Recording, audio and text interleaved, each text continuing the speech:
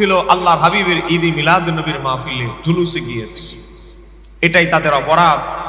আজকে ব্রাহ্মণবাড়িয়া কসবায় বাবার বয়সী মানুষ ৯৭-৯০ বছর বয়স, এই লোকের মাথা ফাটিয়ে ফেলা হয়েছে, রক্তাক্ত করা হয়েছে অসংখ্য মানুষকে। অপরাধ। তারা নবীর মহাব্বতে জশ্নে জুলুসে ঈদে মিলাদুন নবী গিয়েছে।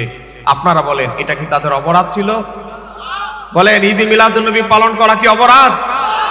যদি অপরাধ হয়, গুনার কাজ হয়, তাহলে আমাদের সাথে বসে আমরা এক টেবিলে বসি, সারা বিশ্বের মানুষ দেখুক ঈদে মিলাদুন নবী পালন করা গুনার কাজ না সওয়াবের কাজ। কথা বলেন ঠিক কিনা? আজকে যারা ঈদে মিলাদুন নবীর বিরোধিতা করেন, আপনাদেরকে বলছে আপনাদের বড় হুজুর, বড় হুজুরের বড় হুজুরের বড় হুজুরের বড় হুজুর, তার নাম ইবনে তাইমিয়া। সে ইবনে তাইমিয়া পর্যন্ত তার কিতাবের মধ্যে, তার বইয়ের মধ্যে ঈদে মিলাদুন নবীর পক্ষে লিখে গেছেন। একটু জোরে বলেন না মারহাবা। আজকে যারা বুকে হাত বাঁধেন, ট্যাং দুইটা সরায়া কথা বলেন, এরকম মুসল্লিও আছে না নাই? এদের আবার জায়গা লাগে একটু ডাবল, মাঝে মাঝে ৩ গুণও লেগে যায়। ওনাদের বড় হুজুর, আজকে যারা মাজার ভাঙতেছে ওনাদের বড় হুজুর, আজকে যারা মিলাদ ঈদে মিলাদুন নবীর বিরোধী ওনাদের বড় হুজুর, তার নাম হলো ইবনে তাইমিয়া। সে একটা কিতাব লিখেছে, কিতাবের নাম ইক্তেদাউ সিরাতুল মুস্তাকিম। বাবা, এটা আমরা লিখি নাই, কষ্ট করে টাকা খরচ করে কিনতে পারছি আমরা, কিন্তু এটার ভিতরে কি আছে এটা বলতে কি কোনো অপরাধ আছে? তাহলে সে কিতাব কেন লেখলো? যদি এই কিতাবের ভিতরে কি আছে এটা বলাই না যায়, লেখলো কেন? কথা বলে না কেন? কিতাবের মধ্যে যেহেতু কথা লিখেছে, এটা পরে শোনাইতে কোনো অসুবিধা? বলেন অসুবিধা? ঈদে মিলাদুন নবীর পক্ষে তিনি স্পষ্ট লিখে দিয়েছেন, কেউ যদি আল্লাহর হাবিবের শানে মোহাব্বতে তাজিমে মিলাদের মাহফিলের অনুষ্ঠান করে, তার কি হবে? ওয়াকুনু লাহু ফিহি আজরুন আযীম, তার জন্য অনেক আজর, অনেক সম্মানিত, অনেক নেক তার জন্য রয়েছে। একটু জোরে বলা যাবে? আরে ভাই, আপনাদের হুজুর বলতেছে 251 নম্বর পৃষ্ঠা 2য় খণ্ড ইক্তেদাউ সিরাতুল মুস্তাকিমের মধ্যে, যারা আমার নবীর মিলাদুন নবীকে তাজিম করবে, সম্মান করে মোহাব্বতে পালন করবে, তাদের জন্য অনেক নেক রয়েছে, অনেক জাযা রয়েছে। আপনাদের বড় হুজুর ফতোয়া দিয়েছে, তো নিজেদের হুজুরের ফতোয়াটা যদি নিজেরাই না মানেন, তাহলে আমরা আর কিছু করার নাই। কথা বলেন ঠিক কিনা?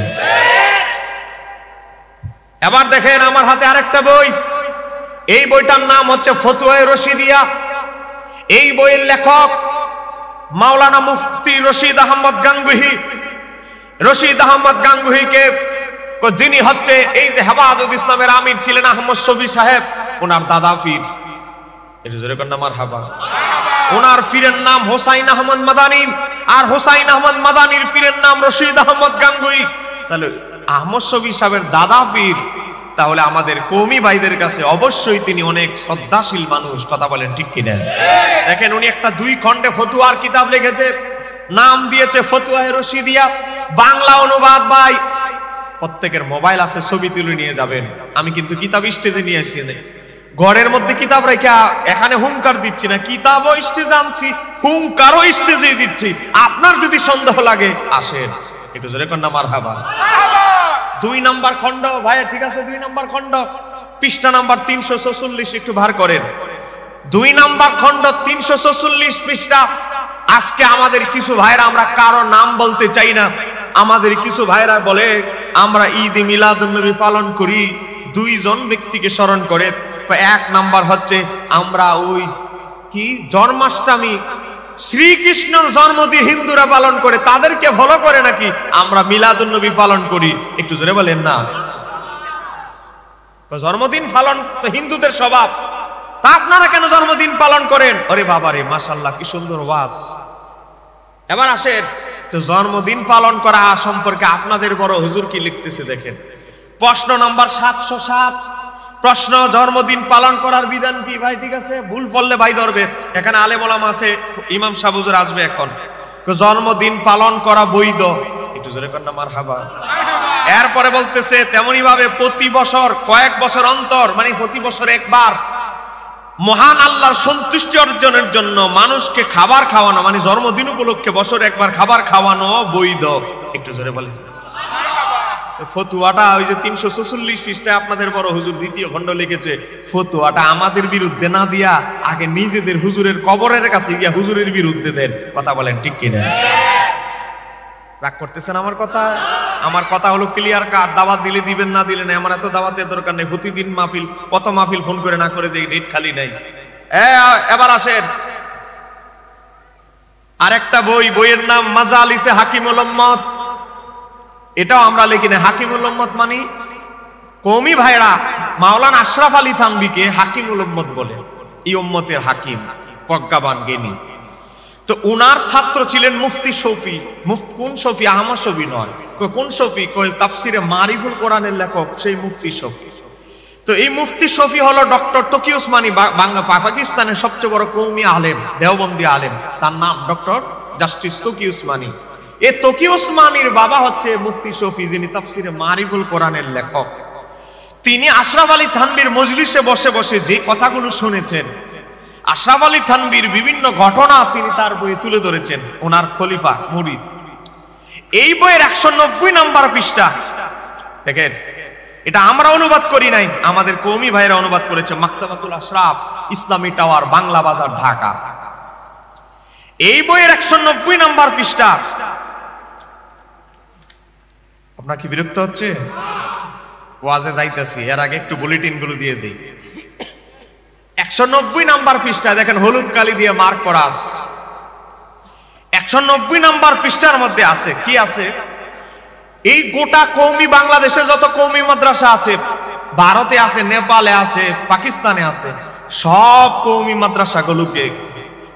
মাদ্রাসাগুলো যেই মাদ্রাসাকে ফলো করে বানানো হয়েছে, সেই মাদ্রাসার নাম হচ্ছে ভারতের দারুল উলুম দেওবন্দ। বলেন দারুল উলুম দেওবন্দ। এই দেওবন্দ মাদ্রাসার যিনি প্রতিষ্ঠাতা মাওলানা কাসেম নানুতুবি, তাকে বলা হয় মাওলানা কাসেম নানুতুবি। এই কাসেম নানুতুবির একটা ঘটনা মুফতি শফি তুলে ধরেছেন। ঘটনাটা কি? একবার হযরত মাওলানা আবুল কাসেম নানুতুবি, মোহাম্মদ কাসেম নানুতুবি, ওই যে দেওবন্দের প্রতিষ্ঠাতা, এর কাছে এক লোক বলল, মানে মাওলানা কাসেম নানুতুবির কাছে এক লোক আইসা বলতেছে কি, মিরাট হইল একটা শহর, মিরাটের মাওলানা আব্দুস সামি সাহেব বায়দল খুব বেশি বেশি মিলাদ পড়েন এবং লোকদেরকে দিয়েও পড়ায়। কয় আপনার বন্ধু মাওলানা কাসেম নানুতুবির বন্ধু, একসাথে আলেম, একসাথে লেখাপড়া করছে। আপনার বন্ধু মাওলানা আব্দুস সামি সাহেব নিজে মিলাদুন নবী পালন করে, মিলাদ ক্যাম্প করে, আবার মানুষকে দিয়া টেয়া পয়সা দিয়ে আরো করায়। একটু জোরে বলেন না। বলতেছে এবার দেখেন তো আপনি কেন এমনটা করেন না? ভাই শব্দটা আছে না নাই? মাওলানা কাসেম নানুতুবির বলতেছে আপনার বন্ধু মিলাদ ক্যাম্প করে, ঈদ মিলাদুন নবী পালন করে, আবার মানুষকে দিয়েও করায়, লোকদেরকে দিয়েও পড়ায়, তা আপনি কেন করেন না? আপনার বন্ধু করে, সেও তো বড় আলেম, আপনার সাথে একসাথে লেখাপড়া করছে। তখন জবাবে মাওলানা নানুতুবি বললেন, ভাই সে তো নবী প্রেমের উচ্চাসনের মধ্যে রয়েছে। একটু জোরে বলেন। তার কলবে নবীর বেশি মহব্বত, এজন্য বেশি বেশি মিলাদ ক্যাম্প করে, ঈদ মিলাদুন নবী পালন করে।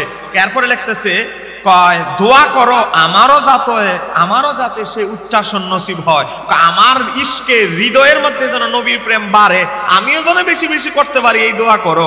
একটু জোরে বলা যাবে কি? তাহলে মাওলানা কাসেম নানুতুবি স্বীকৃতি দিলেন, যারা বেশি বেশি ঈদ মিলাদুন নবী পালন করে, মিলাদ ক্যাম্প করে, তারা নবীকে মহাব্বতের দরজা পাওয়ার, তাদের মাকাম অনেক উঁচা। একটু জোরে বলেন। পারলে গিয়ে নিজেদের হুজুরের বিরুদ্ধে ফতোয়া দেন, এটা তো পারবেন না। পারলে গিয়ে নিজের হুজুরের বিরুদ্ধে ফতোয়া দেন। ডজন খানিক কিতাব আছে ওনাদের কিতাব, শুধু ঈদ মিলাদুন নবী পালন করার। আজকে গোটা দেওবন্দের মূল হেড হচ্ছে মাওলানা হাজী আমদাদুল্লাহ মুহাজির মক্কি, মাওলানা রশিদ আহমদ গাঙ্গুহির পীর, আশরাফ আলী থানভীর পীর মাওলানা হাজী আমদাদুল্লাহ মুহাজির মক্কি। ওনার পীরের নাম নূর মোহাম্মদ জানজানাবি, ওনার পীর সৈয়দ আহমদ বেরলভী, ওনার পীর শাহ আব্দুল আজিজ মুহাদ্দিস দেহলভী, ওনার পীর শাহ ওলিউল্লাহ মুহাদ্দিস দেহলভী, ওনার পীর শাহ আব্দুর রহিম দেহলভী।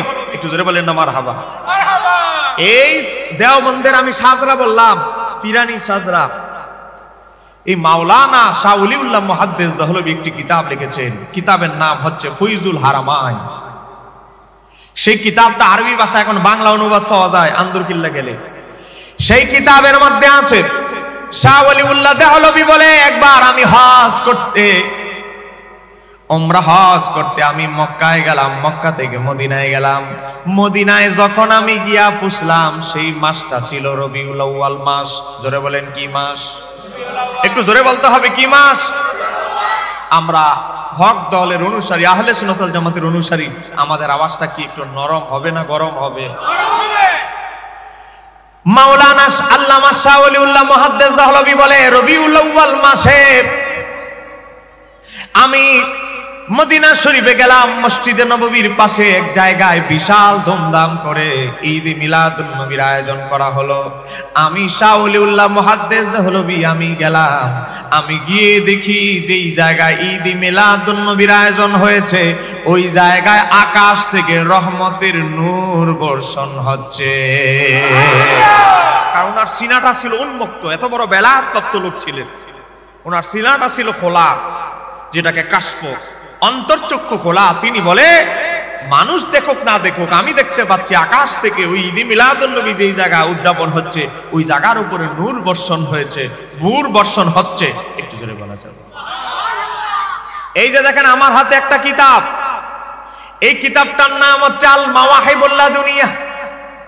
আজ থেকে 550 বছর আগের লেখা কিতাব। একটু জোরে বলেন না মারহাবা।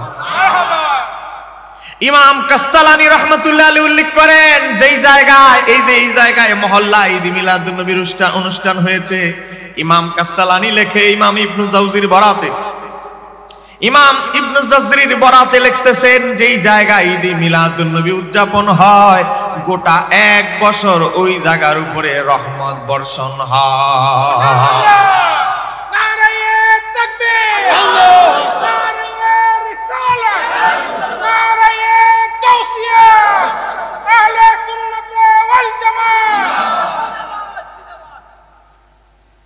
আপনারা কি বিরক্ত হচ্ছে? আমি তো ওয়াজ শুরুই করি নাই, একটু বসেন। কবির মনোযোগ। একটা ঘটনা মনে পড়ে গেল, আমি কি একটু বলবো? যুগটা ছিল হাজ্জাজ বিন ইউসুফের যুগ। হাজ্জাজ বিন ইউসুফ হলো এমন জালেম, যার বিরুদ্ধে কথা বললেই গুম করে ফেলতো, যার বিরুদ্ধেই কথা বললে গর্দানটা কেটে ফেলতো, এত বড় জালেম ছিল।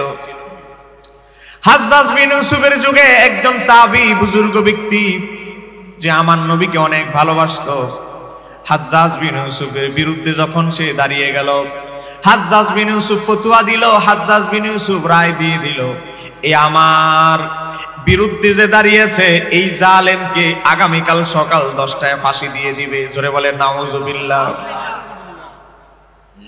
অথচ লোকটা হলো মাজলুম, তার কোনো অপরাধ নাই। অপরাধ একটা হচ্ছে, হাজ্জাজ বিন ইউসুফ মানুষের উপরে জুলুম করে।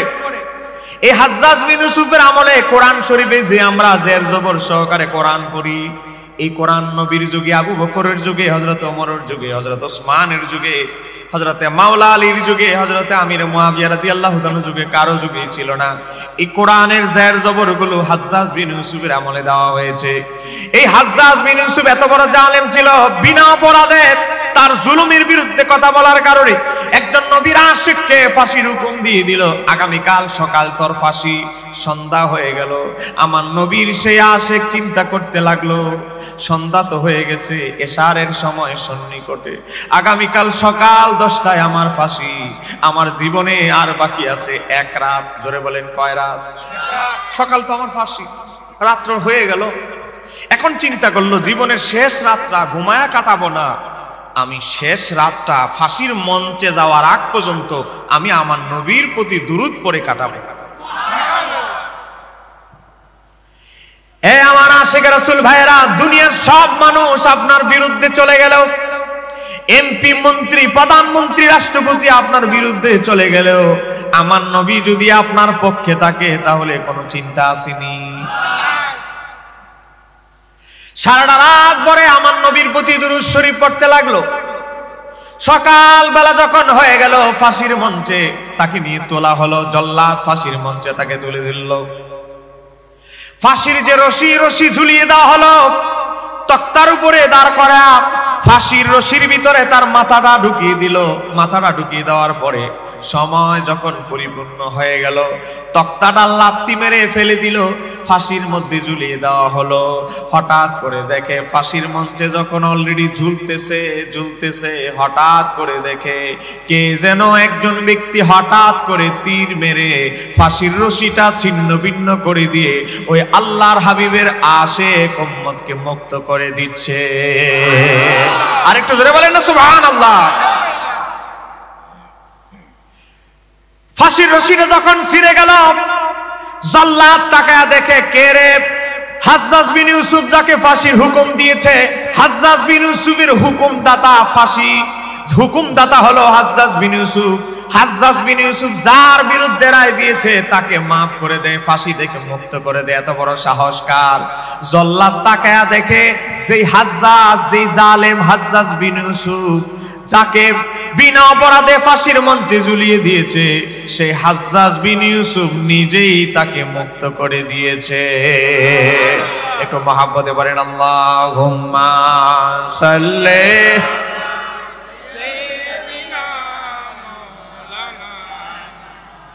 মুহাম্মদ।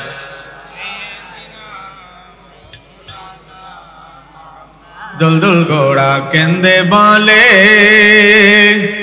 আমার কোন দোষ নাই, ইমাম হোসেন শহীদ হইল কারবালাতে পানি নাই। আল্লাহুম্মা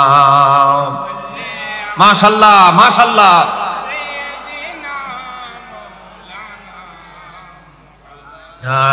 দেওয়ালা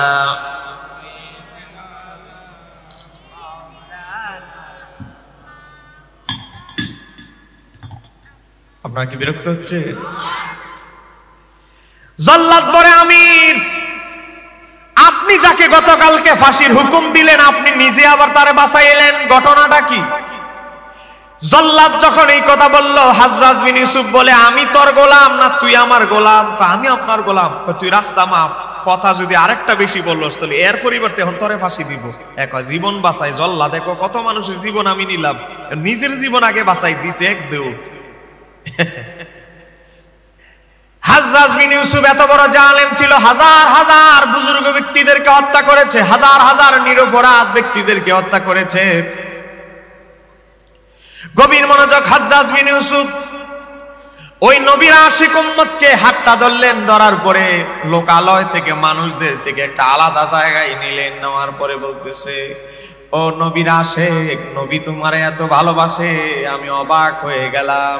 ও নবীর আশিক, তুমি এমন কি এমন আমল করেছো আল্লাহর হাবিব তোমাকে এত ভালোবাসে?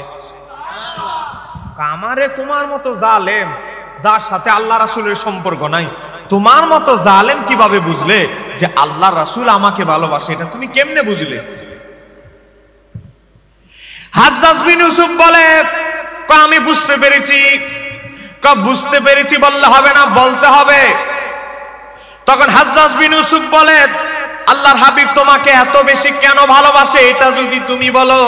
আল্লাহর হাবিব তোমাকে ভালোবাসে এটা আমি কেমনে জানলাম, এটাও আমি বলবো। একটু জোরে বলেন না সুবহানাল্লাহ। হাজ্জাজ বলতেছে, নবী যে তোমারে ভালোবাসে এটা কেমনে বুঝলাম, এটা আমি বলবো, তবে তুমি এমন কি এমন আমল করো যার কারণে নবী তোমারে এত ভালোবাসে একটু বলতে হবে। একটু জোরে বলেন না। হাজ্জাজ বিন ইউসুফ এই কথা বলার পরে নবীর সে আশিক রাজি হয়ে গেল, বলল ঠিক আছে আগে বলো নবী যে আমারে ভালোবাসে এটা কেমনে বুঝলা? হাজ্জাজ বিন ইউসুফ বলে, গত সন্ধ্যাবেলা তোমারে যখন ফাঁসির হুকুম দিলাম, রাত্রেবেলা আমি ঘুমাইলাম, রাত্রেবেলা ঘুমানোর পরে আমি যখন ঘুমাইলাম, তাহাজ্জুদের নিকটবর্তী সময় আল্লাহর হাবিব তার চেহারা আনোয়ারটা কালো কাপড় দিয়ে, চাদর দিয়ে, কালো কাপড় দিয়ে চেহারা আনোয়ারটা ঢেকে রেখেছেন। আর একটা চাবুক নিয়েছেন, একটা চাবুক দিয়ে আমারে আঘাত করতেছে আর বলতেছে, ওরে জালেম হাজ্জাজ, আমার একটা আশিকিন জাকিরের উম্মতকে বিনা অপরাধে ফাঁসির হুকুম দিয়েছিস, নিজে যদি গজব থেকে এখন বাঁচতে চাস, আমার সেই আশিকিন জাকিরের উম্মতকে সকাল হতে হতে দেরি হয়ে যেতে পারে, এখন নিজেই রওনা দে, আমার আশিকিন জাকিরের উম্মতকে নিজেই গিয়ে উদ্ধার করে রক্ষা কর। জোরে বলেন না। হাজ্জাজ বিন ইউসুফ বলে, আল্লাহর হাবিব সরাসরি আমাকে হুকুম দিয়েছে তোমাকে যেন আমি ছেড়ে দেই। ওই আল্লাহর হাবিবের আশেক শোনার পরে চোখ দিয়ে পানি ঝরতে থাকে। হাজ্জাজ বিন ইউসুফ বলে, তুমি কাঁদতেছো কেন এত বড় সুসংবাদ শোনার পরে? আমার নবীর আশেক উম্মত বলে, ও হাজ্জাজ, এতদিন আমি দাবি করতাম আমি আল্লাহর হাবিবকে ভালোবাসি, কিন্তু আমার নবী আমাকে ভালোবাসে কিনা, আমার ভালোবাসা নবী গ্রহণ করেছে কিনা এটা জানতাম না। আজকে তোমার মাধ্যমে জানতে পারলাম, আমি যেমনি ভাবে আমার নবীকে ভালোবাসি, আমার নবীও আমার ভালোবাসা গ্রহণ করেছে, আমার নবীও আমায় ভালোবাসে। আরেকটু জোরে বলা যাবে কি?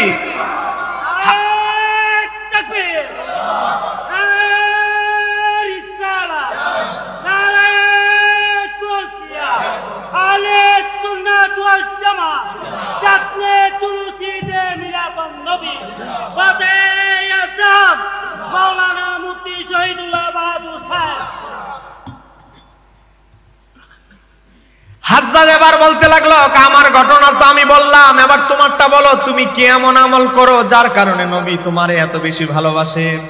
ওই নবীর আশেক বলে, আমি দুইটা আমল সব সময় করি। একটা আমল হচ্ছে বছরে করি। কই কি?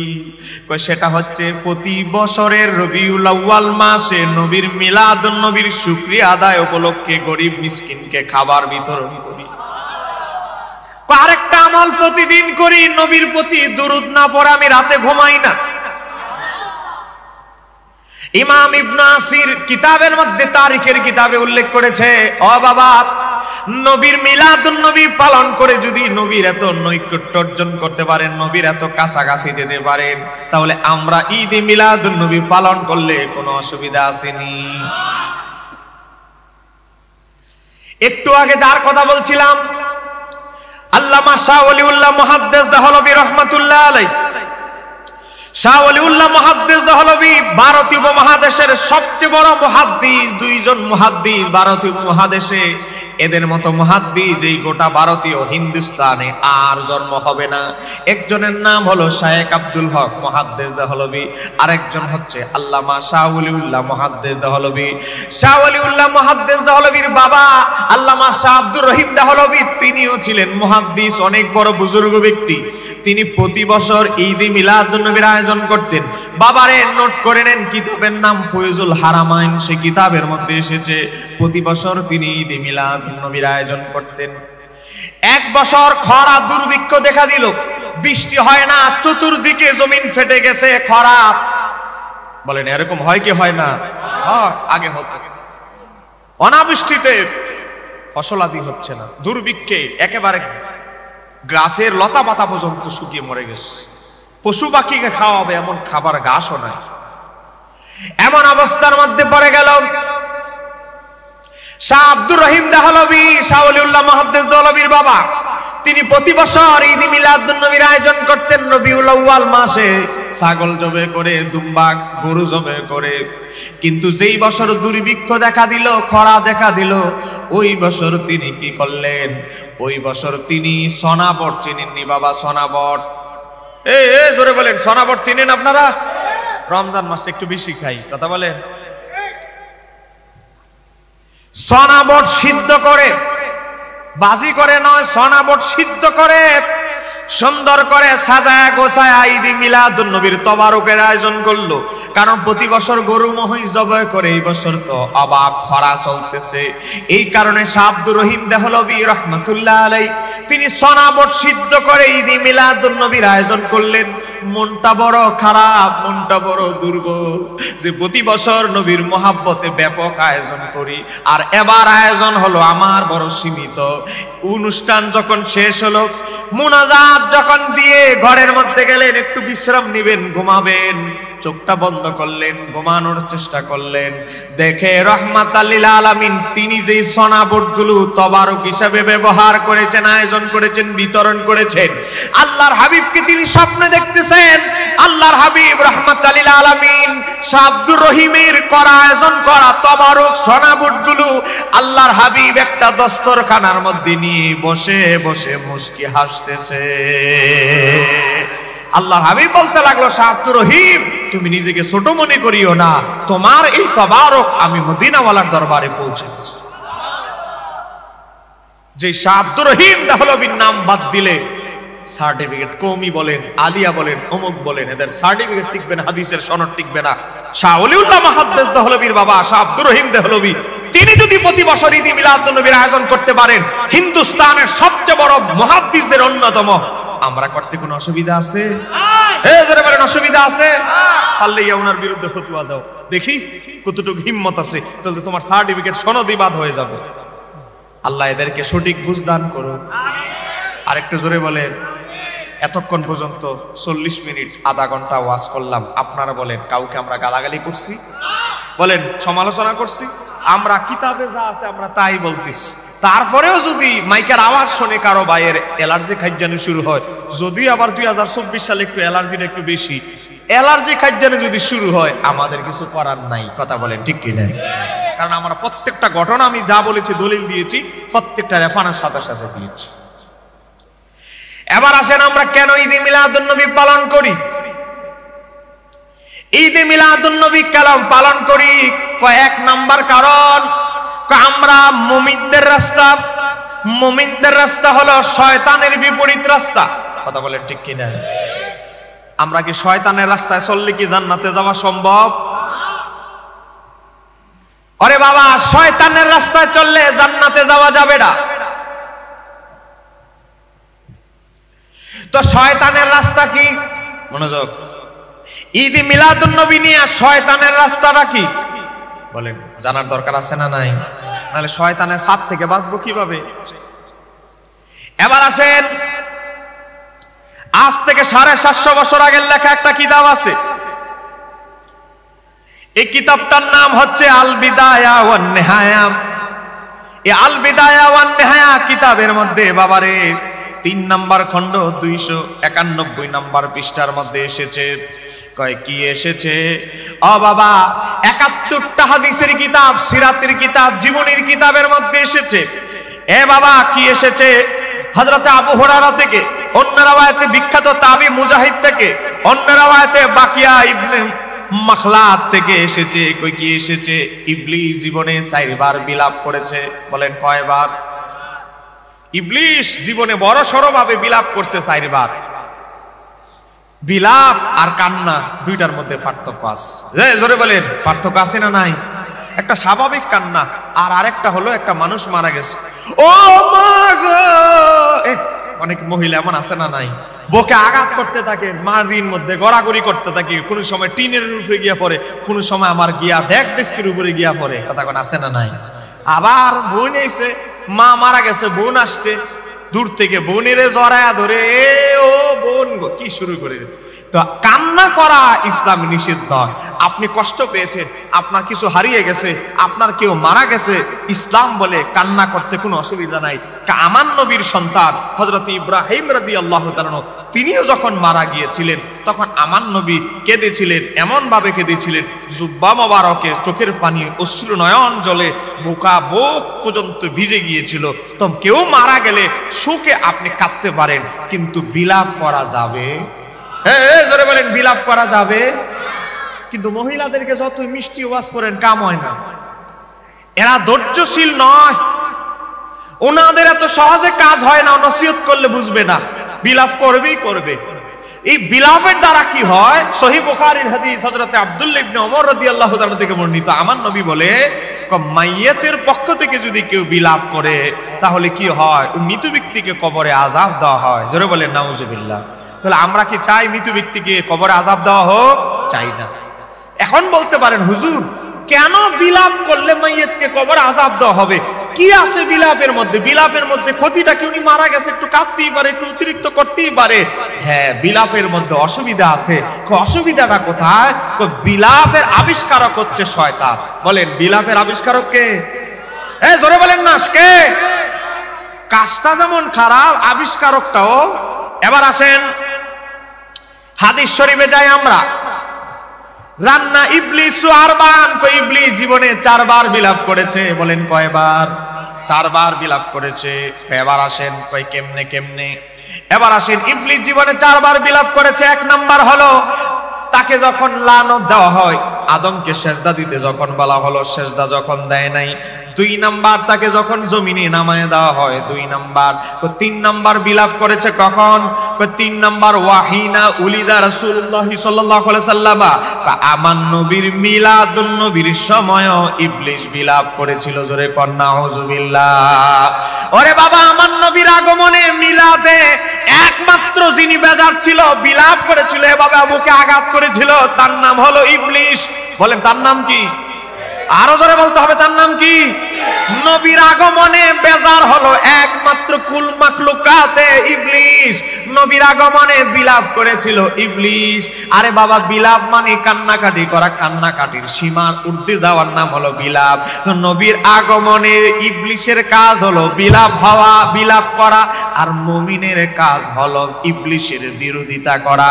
ইবলিসের কাজ হলো কান্নাকাটি করা, মুমিনদের কাজ হলো নবীর আগমনে ঈদ উদযাপন করা, খুশি হওয়া। আরেকটু জোরে বলেন না। ওরে বাবা, ইবলিসের কাজ হলো বারি রবিউল আউয়ালে কান্না করেছিল। মুমিনদের কাজ যদি কান্না হয় তাহলে তো ইবলিসের সাথে মিলে যাবে। এজন্য আমরা সুন্নিরা নবীর আগমনে খুশি উদযাপন করি, কারণ ইবলিসের বিরোধিতা করাই হলো মুমিনদের কাজ। জোরে বলেন ঠিক কিনা? এবার আসেন, কোথায় যাবেন? 4 নাম্বার ইবলিস যখন বিলাপ করেছে সেটা হচ্ছে যখন সূরা ফাতিহা নাযিল হয়। 1 নাম্বার তাকে যখন লানত দেওয়া হয়, 2 নাম্বার তাকে যখন জমিনে নামায় দেওয়া হয়, 3 নাম্বার নবীর মিলাদুন নবীর সময়, 4 নাম্বার যখন সূরা ফাতিহা নাযিল হয়।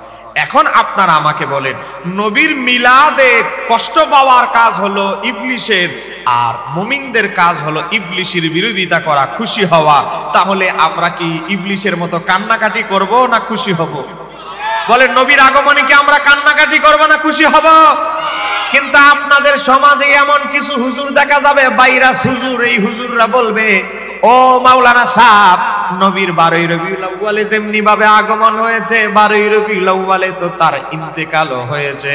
তো নবীর আগমন যেমন আমাদের জন্য আনন্দদায়ক, আবার নবীর ইন্তেকাল আমাদের জন্য কষ্টদায়ক। তো আপনারা সুন্নিরা খালি আনন্দটা করেন, আর নবী যে 12 রবিউল আউয়ালে দুনিয়া থেকে চলে গেলেন, এটা আনন্দটা খালি পালন করেন। কষ্ট যে আছে, শোক যে আছে, শোকটা তো আপনারা পালন করেন না, খালি আনন্দটা লয়ে আছেন, শোকটা নিয়ে নাই। আপনারা তো একটা পালন করেন, একটা ছাড়েন, আমরা 2টা পালন করি। আমরা বলবো ভাই আপনারা একটাও পালন করেন না, সাবাবাজি বন্ধ করেন। কথা কোন ঠিক কিনা? 1 নাম্বার জবাব আমরা দিব, ইবলিস নবীর আগমনে 12 রবিউল আউয়ালে কষ্ট পাওয়া, শোক পালন করা, কষ্ট পাওয়া ইবলিসের স্বভাব। কথা বলেন ঠিক কিনা? 2 নাম্বার জবাব হলো, আমার নবী বাইরে মরা নবী নয়, আমার নবী হায়াতুন নবী। এই কথা বলেন ঠিক কিনা? আমার নবী কি রওজা শরীফে জিন্দা না মরা? এই ধরে বলেন, জিন্দা না মরা? আমার নবী রওজা শরীফে জিন্দা। এই বাচ্চারা আওয়াজ করবে না। এই দুইজনে থামান। চাচা, আপনার সামনে 2 জন মুরব্বী বল, এদেরকে একটু ঠিকঠাক করে রাখেন। আওয়াজ করা যাবে না বাবা, শেষ করে দিব। আর 40-50 মিনিট বসো, শেষ করে দিব। একটু ধৈর্য ধারণ করে বস। সবার আগে তোমাদেরকে তবারক দেওয়া হবে, চিন্তা করে না। ভলান্টিয়ার বাইরে যারা আসো দায়িত্ব, সবার আগে এই ছোট মুরব্বী করে দিবা, এরপরে থাকলে তবারক মুরব্বীরা পাবে। ঠিক আছে? কোনো চিন্তা আছে তোমাদের? হ্যাঁ, কিন্তু আওয়াজ করা যাবে না। আওয়াজ করলে কিন্তু তবারকের প্যাকেট যাবে না, বন্ধ। আমি এখান থেকে নোট করে রাখতেছি, কে কে জোরে জোরে কথা বলবে। সাবধান। গভীর মনোযোগ, ওয়াজ বুঝে যাওয়ার চেষ্টা করবেন, মুখস্থ করে নয়। 1 নাম্বার জবাব, ইবলিসের কাজ হলো নবীর 12 রবিউল আউয়ালে কষ্ট পাওয়া মুমিনদের কাজ, কষ্ট পাওয়া হতে পারে না, খুশি হওয়া হবে। কথা বলেন ঠিক কিনা? 2 নাম্বার জবাব হলো আমার নবী মরা নবী নয়, রওজা শরীফে এখনো জিন্দা। বলেন কোন সন্দেহ আছে? বলেন সন্দেহ আছে? বাবা, আমার নবী যখন বাইতুল মুকাদ্দাসে মেরাজে যায়, দলিল সহিহ মুসলিম শরীফ 2375 নম্বর হাদিস, হযরতে আনাস ইবনে মালিক রাদিয়াল্লাহু তাআলা বলে, মারাতু আলা মুসা, আমার নবী বলে আমি যখন মুসা নবীর মাজারের পাশ দিয়ে যাচ্ছি, আমি মুসা নবীকে দেখলাম ওহুয়া কাইমুন ইউসাল্লি ফি কবরিহি, উনি ওনার মাজারের মধ্যে দাঁড়ায়া দাঁড়ায়া নামাজ আদায় করতেছে। আবার আমার নবী বলে সহিহ মুসলিমের হাদিস নাম্বার 162, আমার নবী যখন বাইতুল মুকাদ্দাসে গেলেন, বাইতুল মুকাদ্দাসে গিয়ে দেখে যেই মূসা নবীকে কবরের মধ্যে দেখলেন দাঁড়ায়া নামাজ পড়তে, সেই মূসা নবী আমার নবীর পিছনে মুক্তাদি হওয়ার জন্য দাঁড়ায়া অপেক্ষা করতেছে। আবার আমার নবী যখন 6 নাম্বার আকাশে গেলেন, বলেন আকাশ নাম্বার কত? আরো জোরে বলেন কত? 6 নাম্বার আকাশে গেলেন, আমার নবী আকাশের দরজার কাছে গেলেন, ফেরেশতারা দরজাটা খুলে দিল। আমার নবী গিয়ে দেখে মূসা নবী 6 নাম্বার আকাশে দাঁড়ায় আছে আমার নবীকে মারহাবা বলার জন্য। আমার নবী যদি মেরাজের এক রাতে মূসা নবীকে কবরেও দেখে, বাইতুল মুকাদ্দাসেও দেখে, আবার 6 নাম্বার আকাশেও দেখে, তাহলে মূসা নবী যদি ইন্তেকালের পরে, দাফনের পরে একই টাইমে কবরেও থাকতে পারে, কবর থেকে সেকেন্ডের মধ্যে বাইতুল মুকাদ্দাসেও যাইতে পারে। আবার বাবা, 1 আসমান 2 আসমান নয়, 5 আসমান ভেদ করে 6ষ্ঠ আকাশেও যাইতে পারে। তাহলে আমার নবীর ক্ষমতা কি কম না আরো বেশি? যারা বলেন কম না আরো বেশি? প্র্যাকটিক্যাল একটা দলিল আপনাদেরকে দেখাচ্ছি। আমি কিন্তু দলিল ছাড়া কথা বলি না। একটা কথা যদি দলিলের বাইরে বলি, মনোযোগ দিয়ে শুনবেন, একটা কথাও যদি দলিলের বাইরে বলি, যাওয়ার পরে খাতিরের দরকার নাই, এখানে থাকতে ধরবেন যে হুজুর আপনি যেই কথাটা বললেন দলিল কোথায়, দলিল দিয়ে যান। কথা বলেন না কেন? ঠিক কি? কারণ যারা আমার দাওয়াত দিয়েছে বুঝে শুনে দাওয়াত দিয়েছে। বাবা, নবীর একজন বিবি, তার নাম হচ্ছে হযরতে উম্মু সালামা রাদিয়াল্লাহু তাআলা আনহা। 61 হিজরিতে কারবালার ঘটনা হয়েছে। আপনারা জানেন কি জানেন না? বলেন 61 হিজরিতে কারবালার ঘটনা, ইমাম হুসাইন শহীদ হয়েছে। বলেন কারবালার ঘটনা হয়েছে 10ই মুহররম। বলেন 10ই। কি রে বাবা, আপনারা পিছনের বাইরে কি আমার প্রতি রাগ করছেন? তাহলে একটা আওয়াজ দেন না। কারবালার ঘটনা হয়েছে মুহররমের কয় তারিখ? নবীর ওফাতের 51 বছর পরে কারবালার ঘটনা হয়েছে। মানে আমার নবী রওজা শরীফে যাওয়ার 51 বছর পর কারবালার ঘটনা ঘটেছে। বাবা দেখেন, নবীর বিবি, নবীর 11 জন বিবির একজন আমাদের মা হযরত উম্মু সালামা রাদিয়াল্লাহু তাআলা আনহা বলেন, রাআইতু রাসূলুল্লাহি সাল্লাল্লাহু আলাইহি ওয়াসাল্লাম ফিল মানামে, আমি ঘুমের মধ্যে আছি, দুপুরবেলা একটু ঘুমাইলাম, চোখের মধ্যে তন্দ্রা তন্দ্রা ভাব, আমি একটু ঘুমাইলাম, ঘুমের মধ্যে আল্লাহর হাবিবকে আমি দেখতে পেলাম। ঘুমের মধ্যে আল্লাহ হাবিবকে দেখার পরে আমি দেখতে লাগলাম ইয়াবকি, আল্লাহর হাবিব কাঁদতেছেন, ওয়া আলা রাসিহি, মাথার মধ্যে, ওয়া লিহিয়াতিহি, দাড়ি মোবারকের মধ্যে, মাথার মধ্যে তো চুল থাকে, চুল মোবারকে, চুলের মধ্যে, দাড়ি মোবারকে, মানে চেহারার মধ্যে আমার নবীর কি দেখতে পেলাম? তুরাব, রক্ত মিশ্রিত মাটি নবীর মাথা মোবারকে, দাড়ি মোবারকের মধ্যে লেগে আছে। আমি আল্লাহর হাবিবকে বললাম, মালাকা ইয়া রাসূলুল্লাহ, ও আল্লাহর হাবিব, আপনার ওফাতের পরে অসংখ্যবার স্বপ্নে আপনার জিয়ারত আমার হয়েছে, কিন্তু এতবার জিয়ারতের মধ্যে জীবনে এত বিবস্ত্র অবস্থায়, এত বিষণ্ণ অবস্থায় আপনাকে দেখি নাই, এত কঠিন অবস্থা, বিষণ্ণ মনা অবস্থায় আপনারে দেখি নাই ইয়া রাসূলুল্লাহ। এত বিষণ্ণ অবস্থায় আপনাকে দেখি নাই। আপনার দাড়ি মোবারকে রক্ত ধুলাবালু লেগে আছে, আপনার মাথা মোবারকে রক্তযুক্ত মাটি লেগে আছে। ইয়া রাসূলুল্লাহ, আপনার কি হয়েছে একটু আমাকে বলেন না? একটু জোরে বলেন না সুবহানাল্লাহ। বলেন আমার নবী কি মিথ্যা কথা বলে?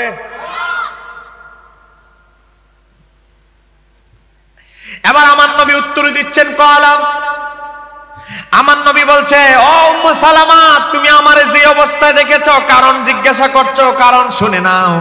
শাহিদতু কাতলাল হুসাইনি আনিফা, আমি যেই জায়গায় উপস্থিত হয়েছি এই জায়গা আবার কলিজার টুকরা দৌহিত্র হুসাইনকে শহীদ করা হয়েছে।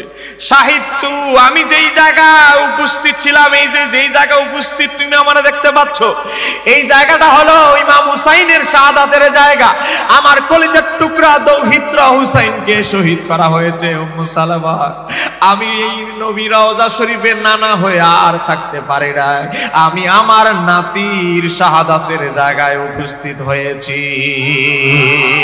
আর একটু জোরে বলেন না সুবহানাল্লাহ। আর আমার দাড়ি মোবারকে যে রক্তগুলো দেখতে, রক্ত মাখা মাটি, এগুলো হুসাইনের রক্ত। আমার মাথা মোবারকে যে রক্ত মাখা মাটি দেখতে পাচ্ছ, এগুলো হুসাইনের রক্ত। একটু জোরে বলা যাবে কি? তাহলে আপনারা বলেন, আমার নবী কি মরা নবী না হায়াতুন নবী? আমার নবী বলতেছে, বুখারীর হাদিস, মান রানি ফাকাত রাআল হক, যে আমি নবীকে স্বপ্নে দেখলো সেজন্য বাস্তবেই দেখলো। কারণ আমার সুরত শয়তান ধারণ করতে পারে না। শয়তান ধারণ করতে পারে। একজনের উপমা আরেকজন দেওয়ার মানুষ হলে, যেমন হুজুরের মতো আরেকজন মানুষ হতে পারে। বলেন হতে পারে কি পারে না? হুজুরের হুবহু না হলেও হুজুরের মতো। আরে আমাদের ইমাম সাহেব হুজুরের মতো একটা ইমাম দেখলাম, চেহারা শরীফ মোটামুটি হুজুরের মতো। হুজুরের মতো আরেকজন ব্যক্তিকে তুলনা দেওয়া যায়, কিন্তু আমার নবীর সাথে কি কারো তুলনা চলবে? এজন্য ইবলিশকে এই ক্ষমতা দেওয়া হয় নাই যে আমার নবীর উপমা হবে, আমার নবীর সুরত ধরবে, আমার নবীর মতো আকৃতি ধরার ক্ষমতাটাও আমার আল্লাহ শয়তানকে দেয় নাই। চিৎকার দিয়ে বলতে হবে আল্লাহু আকবার। এটাই আমার নবীর শান। ঈসা নবীর সুরত ধরতে পারে, মুসা নবীর সুরত ধরতে পারবে, আদম নবীর সুরত ধরতে পারবে, কিন্তু একমাত্র ব্যক্তি মুহাম্মদ রাসূলুল্লাহ সাল্লাল্লাহু আলাইহি সাল্লাম, আমার নবীর সুরত ধরার ক্ষমতা শয়তানকেও দেওয়া হয় নাই। চিৎকার দিয়ে বলতে হবে সুবহানাল্লাহ। তাহলে আমার নবীর সাথে কি তুলনা চলবে? গভীর মনোযোগ। ওরে বাবা, নবীর ওফাতের 51 বছর পরে কারবালার ঘটনা ঘটেছে, সেটা যদি আমার নবী নিজে সরাসরি হাজির হইতে পারে, উপস্থিত হইতে পারে, তাহলে আমার নবী মরা নবী না হায়াতুন নবী? যেই কথা বলতেছিলাম আপনাদেরকে একটা ঘটনা মনে করিয়ে দিচ্ছি। আমার হাতে একটা বই আছে, এই বইটার নাম ফাজায়েলে হজ। এই বইটা বাবারে আমরা লিখি নাই, তাবলিগি কুতুবখানা, তাবলিগ জামাতের বই। তাবলিগ জামাতের পাঠ্য বই হলো ফাজায়েলে আমল, ফাজায়েলে সাদাকাত। ফাজায়েলে আমল, ফাজায়েলে সাদাকাত। এই ফাজায়েলে আমলের যিনি লেখক, এই বইয়ের তিনি লেখক। লেখকের নাম হচ্ছে মাওলানা জাকারিয়া সাহারানপুরি। হুজুর আছে না নাই? দেখেন, তাবলিগি কুতুবখানা, বাংলা বাজার, ঢাকা, তাবলিগি ফাউন্ডেশন। দেখেন তাবলিগি কুতুবখানা, ওনাদের সব বইয়ের তালিকা দেওয়া আছে। গভীর মনোযোগ। সালটা হলো 555 হিজরি। ওরে বাবা, এখন চলে 1446-47 আমরা চলে এসেছি। আমি যে সালের ঘটনা বলছি, এই সালটা হলো 555 হিজরি আরবি সাল। তখন গাউসে পাকের হুজুর, গাউসে পাকের জামানা, হুজুর গাউসে পাকের জামানা। তখন বড় পীর আব্দুল কাদের জিলানীর জামানা। বড় পীর আব্দুল কাদের জিলানী রহমাতুল্লাহ আলাইহি হজ করতে গেলেন। হজ করতে গিয়া বাবারে মক্কা থেকে মদিনায় রওনা দিলেন। তৎকালীন যুগের একজন বড় আল্লাহর ওয়ালি, তার নাম হলো ইমাম রেফাই। একটু জোরে বলেন ইমাম। বলেন ইমাম রেফাই, বলেন ইমাম। আর এই সমস্ত ব্যক্তিদের নাম উচ্চারণ করলে সগীরা গুনাহ মাফ হয়। বলেন ইমাম রেফাই, বলেন ইমাম। আর কত বড় ইমাম একটু দেখেন। ইমাম রেফাই নবীর বংশধর। গাউসে পাক কিন্তু বাবার দিক দিয়ে ইমাম হাসানের বংশধর। ইমাম হাসানের বড় সাহেবজাদা আবুল মুসান্না, তার বংশধর হচ্ছে গাউসে পাক। আবার মায়ের দিক দিয়ে হচ্ছে ইমাম হুসাইনের বংশধর। আবার নানির দিক দিয়ে, বলেন কার দিক দিয়ে? নানির দিক দিয়ে হলো আবার আবু বকর সিদ্দিকের বংশধর। একটু জোরে বলা যাবে কি? আবার দাদির দিক দিয়ে আবার হযরত ওসমান গনির বংশধর। একটু জোরে বলা যাবে কি? হযরতে বড় পীর আব্দুল কাদের জিলানী, আর ওনার সাথে আরেকজন নবীর বংশধর, নাম হলো ইমাম রেফাই। ইমাম রেফাই নবীর শানে কিছু নাতে মুস্তাফা লিখেছেন, নাতে মুস্তাফা লিখেছেন। এই নাতে মুস্তাফা গুলো লিখে ইমাম রেফাই রহমাতুল্লাহ আলাইহি সাথে করে নিয়েছে। ওনার ইচ্ছা হলো আমি যখন আমার নবী, আমার আমার যিনি বংশ পুরুষ পূর্বপুরুষ আল্লাহর হাবিব রাহমাতাল লিল আলামিনের রওজা জিয়ারত করতে যাব, আমি আল্লাহর হাবিবের রওজা মোবারকের সামনে নবীর শানে যে নাতে মুস্তাফা গুলো লিখেছি এগুলো নবীকে পরে পরে আমি শোনাবো। আমার মোবাইলে আছে পিডিএফ পুরো 3 পৃষ্ঠা ব্যাপী। ইমাম রাফাই রহমাতুল্লাহ আলাইহি নবীর শানে কিছু নাতে মুস্তাফা লিখলেন। নাতগুলো লিখে উনার ইরাদা হলো আমি যার শানে নাতগুলো লিখেছি তার রওজার সামনে, নবীর রওজার সামনে দাঁড়ায়া দাঁড়ায়া আমি পাঠ করব। আমাদের হুজুর পাশে বসা, হুজুর এখানে 2 লাইন, এখানে 2 লাইন। নাতগুলো কিন্তু 3 পৃষ্ঠা বিবি, এখানে জাস্ট মাত্র 4টা চরণ, 4টা পংক্তি এখানে তুলে ধরা হয়েছে। দেখেন এ বাবা, দেখেন ইমাম রাফাই রহমাতুল্লাহ আলাইহি নবীর রওজা মোবারকের যিনি খাদেম ছিল তাকে বললেন, আমি ইমাম রাফাই আওলাদে রাসূল, এই রওজা শরীফে যিনি শুয়ে আছে আমি তার বংশধর। একটু জোরে বলেন না। তা আমাদের জন্য আলাদা পারমিশন আছে, গেটটা খুলে দাও। আমি নবীর রওজা মোবারকের একেবারে কাছ থেকে নিকটে দাঁড়ায়া নবীর শানে কিছু নাতে মুস্তাফা লিখেছি, এগুলো নবীকে আমি দাঁড়ায়া দাঁড়ায়া শোনাইতে চাই। তাকে অনুমতি দেওয়া হলো, স্পেশাল অনুমতি। আওলাদে রাসূল ইমাম রাফাই নবীর রওজা মোবারকের সামনে দাঁড়া নাতে মুস্তাফা পড়া শুরু করলেন, আর চোখ দিয়ে পানি ঝরতে লাগলো। নবীকে এত বেশি মহব্বত করে চোখ দিয়ে পানি ঝরতে লাগলো, পানি ঝরতেছে আর নাতে মুস্তাফা পড়তেছে।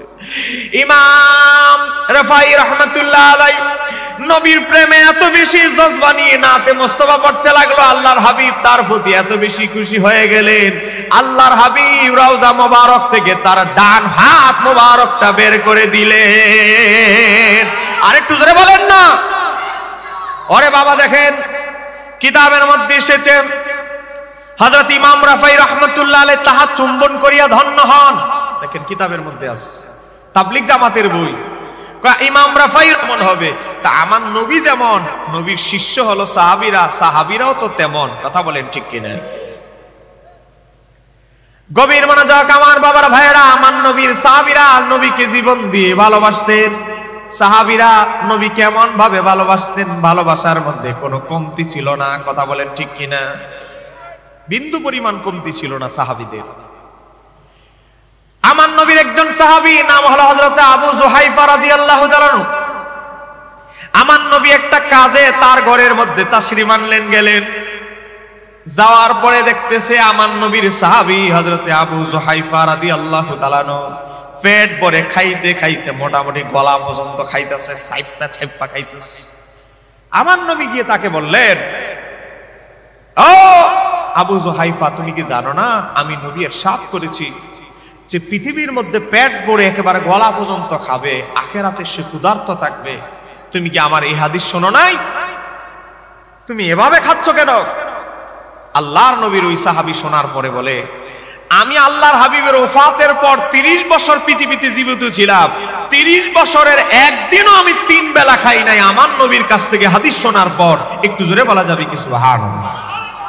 এটাই ছিল সাহাবায়ে কেরাম এমন ভাবে আমার নবীর অনুগত্য করত। এটা হলো সাহাবীদের আদর্শ ছিল,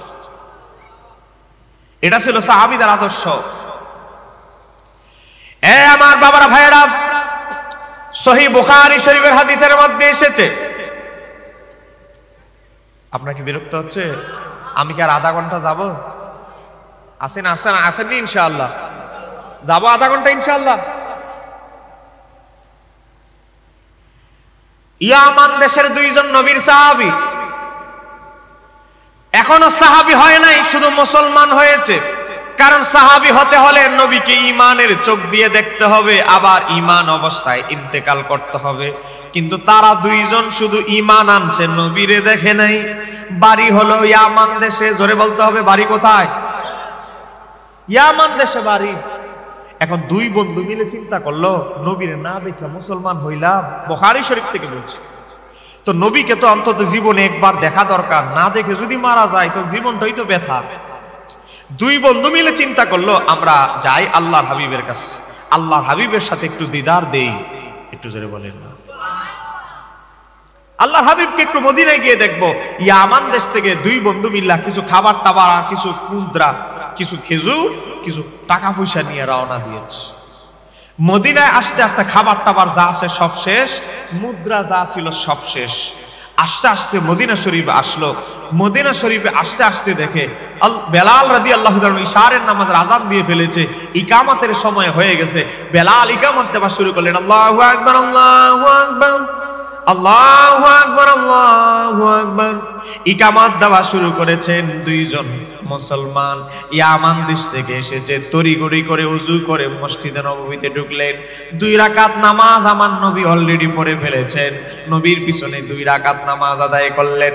2 রাকাত বাবারে নামাজ আদায় করার পরে সাহাবায়ে কেরাম এশারের নামাজের পর রাত্রে বেলার বিরতি নিবেন। আমার নবীর দরবার থেকে কদম বুচি করে হাত মোবারকে চুমু খেয়ে বিদায় নিবেন। এমন পরিস্থিতির মধ্যে দুইজন নতুন মুসলমান তারা নবীর সাথে দেখা করতে পারছে না, ধাক্কাধাক্কি শুরু হয়ে গেছে। দেখা করতে করতে দেরি হয়ে গেল। আমার নবী বললেন, ও আমার দুইজন অনুগত মুসলমান, আমার শিষ্য নতুন সাহাবী হইলা যেহেতু আমারে তোমরা দেখতে পেরেছো, দেখার যেহেতু সৌভাগ্য হয়েছে, এখন তোমরা আমার সাহাবী। জোরে বলেন না। এতক্ষণ আগে সেরা তোমরা শুধু মুমিন মুসলমান, কিন্তু এখন আমার সাক্ষাৎ লাভ করার কারণে তোমরা হয়ে গেছো সাহাবী। একটু জোরে বলেন না। তো তোমরা এমন একটা সময় আমার সাথে দেখা করেছো রাত্রে বেলা। এখন তো এই যুগে হোটেল আছে, বলেন হোটেল আছে না নাই? আজকে আপনি থাকার জায়গা নাই, হোটেলে গিয়ে থাকতে পারবেন। টাকা আছে, থাকার জায়গার অভাব নাই। ভালো আছে না? আরে বাবা টাকা আছে, বদ্দারহাট হোটেলে গিয়া থাকতে পারবেন, পয়সা থাকলে কোনো চিন্তা আছে? কিন্তু ওই যুগে এত হোটেল, এত আবাসিক হোটেল, এত সুন্দর সুব্যবস্থা ছিল না। এখন আমার নবী বলে, তোমরা এমন একটা সময় এসেছো, রাত্র হয়ে গেছে, আমার ধনী ধনাঢ্য সাহাবীরা সবাই বাড়িতে চলে গেছে, তো আজকে রাতের জন্য কার বাড়িতে মেহমানদারির জন্য তোমাদেরকে পাঠাই, আজকে খাবার দাবার থাকার ব্যবস্থা কার কাছে করি? এমন একটা সময় এসেছো, গভীরভাবে লক্ষ্য করেন, এমন একটা সময় এসেছো, তোমাদের জন্য আমি কি করি? তখন আমার নবী দেখলেন তার সামনে বসা কিছু গরিব সাহাবী। বলেন কি সাহাবী? সামনে যারা বসা সবাই অভাবী কোম্পানির লোক। আমার নবী সাহস করতে পারছেন না কার উপরে দায়িত্বটা দিবে। বাচ্চা বসো। আমার নবী তারপরে বললেন, তোমাদের এমন কেউ আছো, আমার দুইজন মুসাফির উম্মত ইয়ামান দেশ থেকে এসেছে, মেহমান। ইয়ামান দেশের মানুষ বড়ই সৌভাগ্যবান, নরম দিলের মানুষ। তোমরা এমন কেউ আছো, আজকে এক রাতের জন্য আমি নবীর মেহমানকে মেহমানদারি করবে। আমার নবী যখন এই কথা বললেন, সামনে যারা বসা সবাই অভাবী কোম্পানির লোক, কেউ আর হাত উঠায় না, সবাই তো অভাবী। কারণ কেউ জানে না তার ঘরে রাত্রে আদৌ তার রাত্রে বেলা খাবার আছে কি নাই, রাত্রে তাদের ঘরে খাবার আদৌ রাত্রের খাবার আছে কি নাই এটা তারা জানে না, শিওর না। কেউ যখন হাত উঠায় না, আমার নবীর একজন আনসার সাহাবী চিন্তা করলো, আমার নবীর মেহমান, রাসূলুল্লাহর মেহমান, তারা ছোট হবে, আমার নবীর দরবারে যদি আমরা কেউ না হাত উঠাই, নবী তো ছোট হবে, এটা হতে পারে না। একজন গরিব সাহাবী, তার ঘরে আদৌ খাবার আছে কি নাই সে জানে না। সে বলে, ইয়া রাসূলুল্লাহ, আপনার মেহমানকে আমি আজকে রাতের জন্য মেহমানদারি করব। অথচ তার ঘরে আদৌ খাবার আছে কিনা সে জানে না। আমার নবী তার চেহারার দিকে কতক্ষণ তাকাইলেন, কারণ আমার নবী জানে, আমার নবী দেখে জানে এই লোক 3 বেলা কখনোই খাইতে পারে না। এই লোক যদি আমার 2 মেহমানকে নিয়ে যায়, তারা নিজেরাই কি খাবে, মেহমানকে কি খাওয়াবে?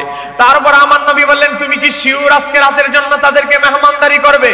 তারা বলল, উনি বলল, আনসার সাহাবী বলল, ইয়া রাসূলুল্লাহ, আপনার মেহমান আমাদের জন্য বড় সম্মানিতর বিষয়, আপনার মেহমানকে মেহমানদারি করা। ইয়া রাসূলুল্লাহ, জীবন দিয়ে হলেও আমার ঘরে খাবার থাকুক আর না থাকুক, আমরা খাইতে পাই আর না পাই, রাসূলুল্লাহর মেহমানকে ছোট করব না। মেহমান নিয়ে বাড়িতে চলে গেলেন। আনসার সাহাবী বাড়িতে নিয়ে যাওয়ার পরে মেহমানকে বলতে লাগলেন, ও মেহমানকে বলতে লাগলেন, একটু বসেন। বিবির কাছে গেলেন, বিবি রে, ও বিবি, রাসূলুল্লাহর 2 মেহমান আল্লাহর হাবিব আমাকে দিয়ে দিয়েছে। বিবি, রাসূলুল্লাহর মেহমানকে যে কোনো মূল্যেই ইহতারাম করতে হবে, সম্মান করতে হবে।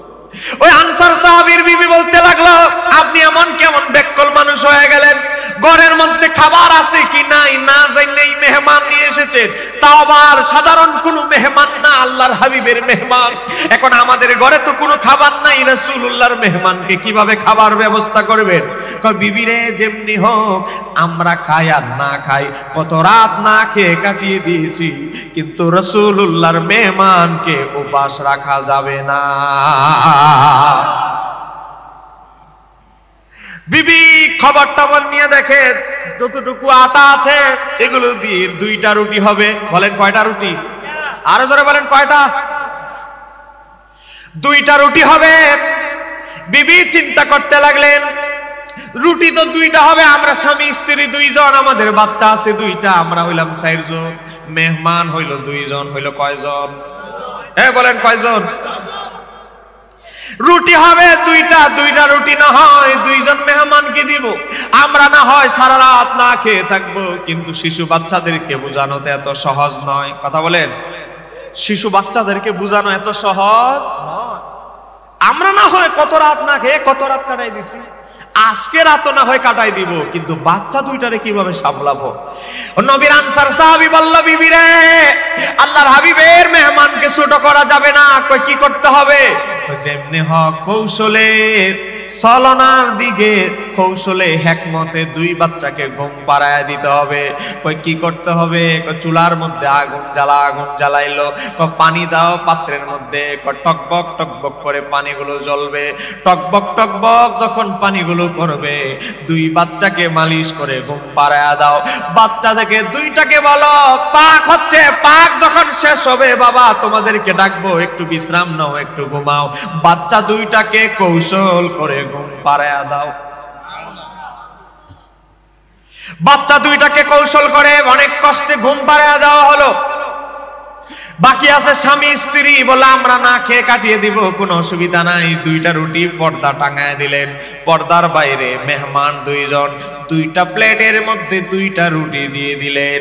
2টা রুটি দেওয়ার পর মেহমানরা বলতে লাগলো, ও আল্লাহর নবীর আনসার সাহাবী, আমরা ইয়ামান দেশের মানুষ, ইয়ামান দেশের মানুষের একটা বৈশিষ্ট্য হচ্ছে, আমরা আমাদেরকে যে মেহমানদারি করে, আমাদেরকে যারা মেহমানদারি করে তারা না খাওয়ার আগে আমরা খাবার শুরু করি না। এখন স্ত্রী পড়ে গেছে টেনশনে। নবীর আনসার সাহাবীর স্ত্রী বলতে লাগলো, স্বামী এখন কি হবে? কানে কানে ফিসফিস করে বলতে লাগলো, আমাদের সামনে তো খাবার নাই, আমরা খাবার কেমনে শুরু করব? এখন কিভাবে মেহমানদেরকে খুশি করবে? স্বামী নবীর আনসার সাহাবী বলতে লাগলো, বিবি একটু আগে যেমনি ভাবে একটা অভিনয় করেছো, আল্লাহর হাবিবের মেহমানদের সন্তুষ্টির জন্য, আল্লাহর হাবিবের জন্য আরো একটু অভিনয় করতে হবে। কি করতে হবে? আমি যা করি তুমি তা করো। তখন নবীর আনসার সাহাবী মুখে আওয়াজ করতেছেন, বলতে লাগলেন বিসমিল্লাহ। মুখ দিয়ে আওয়াজ করতেছে, আমরা শুরু করেছি বিসমিল্লাহ, আমরা স্বামী স্ত্রী শুরু করেছি, আপনারা ইয়ামান দেশ থেকে এসেছেন, আপনারাও শুরু করেন। একটু জোরে বলেছেন। খাবার কিন্তু সামনে নাই, কিন্তু মুখে অভিনয় করে বুঝাই দিচ্ছে তারাও খাবার খাচ্ছে। একটু জোরে বলেন। উদ্দেশ্য হচ্ছে নবীর মেহমানকে তাজিম করা। একটু জোরে বলেন না সুবহানাল্লাহ। গভীর মনোযোগ। আনসার সাহাবী মেহমানকে ঘুম পাড়ায় দিলেন, তাহাজ্জুদের সময় গরম পানি করে দিলেন, গরম পানি করে ওযু করলেন, তাহাজ্জুদে নামাজ আদায় করে মসজিদে নববীতে রওনা দিলেন। আমার নবীর ওই আনসার সাহাবীও রওনা দিলেন। ফজরের নামাজ যখন শেষ হয়ে গেল, নবী যখন সালাম ফিরাইলেন, আমার নবী বললেন, ও আমার সাহাবীরা তোমরা বসো বসো, কেউ একজনও উঠবে না। আমার নবীর সাহাবীরা গভীর মনোযোগে আমার নবীর চেহারা আনোয়ারের দিকে তাকিয়ে আছে। নবী নিশ্চয়ই গুরুত্বপূর্ণ কোন একটা ঘটনা কথা বলবে।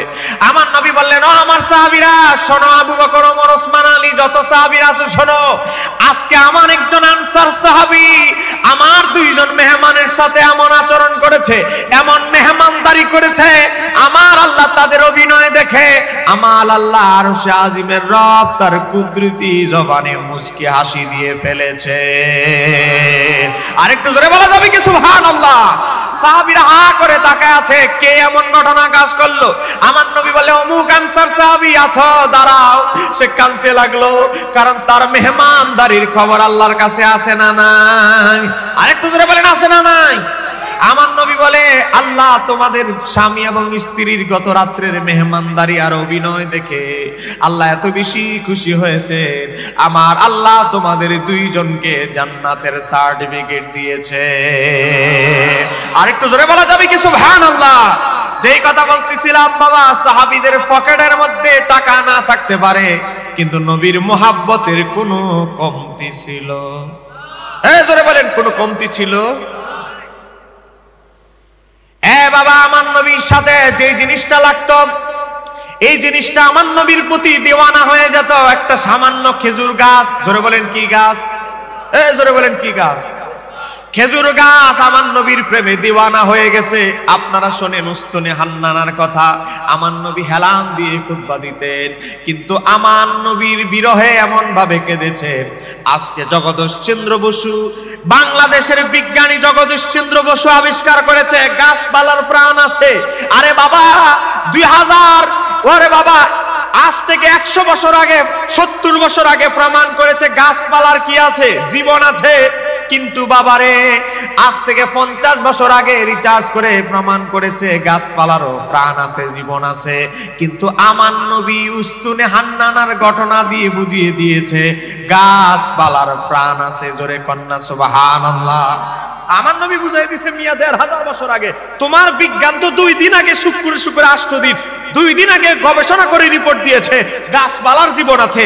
আর আমার নবী ইতিহাস, আমার নবী হাদিসের কিতাবে বুখারী মুসলিম খুলে দেখো, আমার নবী রেজাল দিয়েছে, এই উত্তর দিয়েছে 1500 বছর আগে। আমার নবী 2টা কবরস্থানের পাশে দিয়ে যাচ্ছে, হযরত আব্দুল্লাহ ইবনে আব্বাস রাদিয়াল্লাহু তাআলা আনহুমা থেকে বর্ণিত। আমার নবী বলে, ও আমার সাহাবীরা, তোমরা কি জানো এই 2টা কবরে আযাব দেওয়া হচ্ছে? সাহাবায়ে কেরাম হা করে তাকে আছে, ইয়া রাসূলুল্লাহ, ইয়া হাবিবাল্লাহ, আমরা তো জানি না। আমার নবী বললেন, এই 2টা কবরের মধ্যে আযাব দেওয়া হচ্ছে, এই 2টা কবরের মধ্যে আযাব দেওয়া হচ্ছে। কই কি জন্য আযাব দেওয়া হচ্ছে? আমি নবী এটাও জানি। আরেকটু জোরে বলেন না।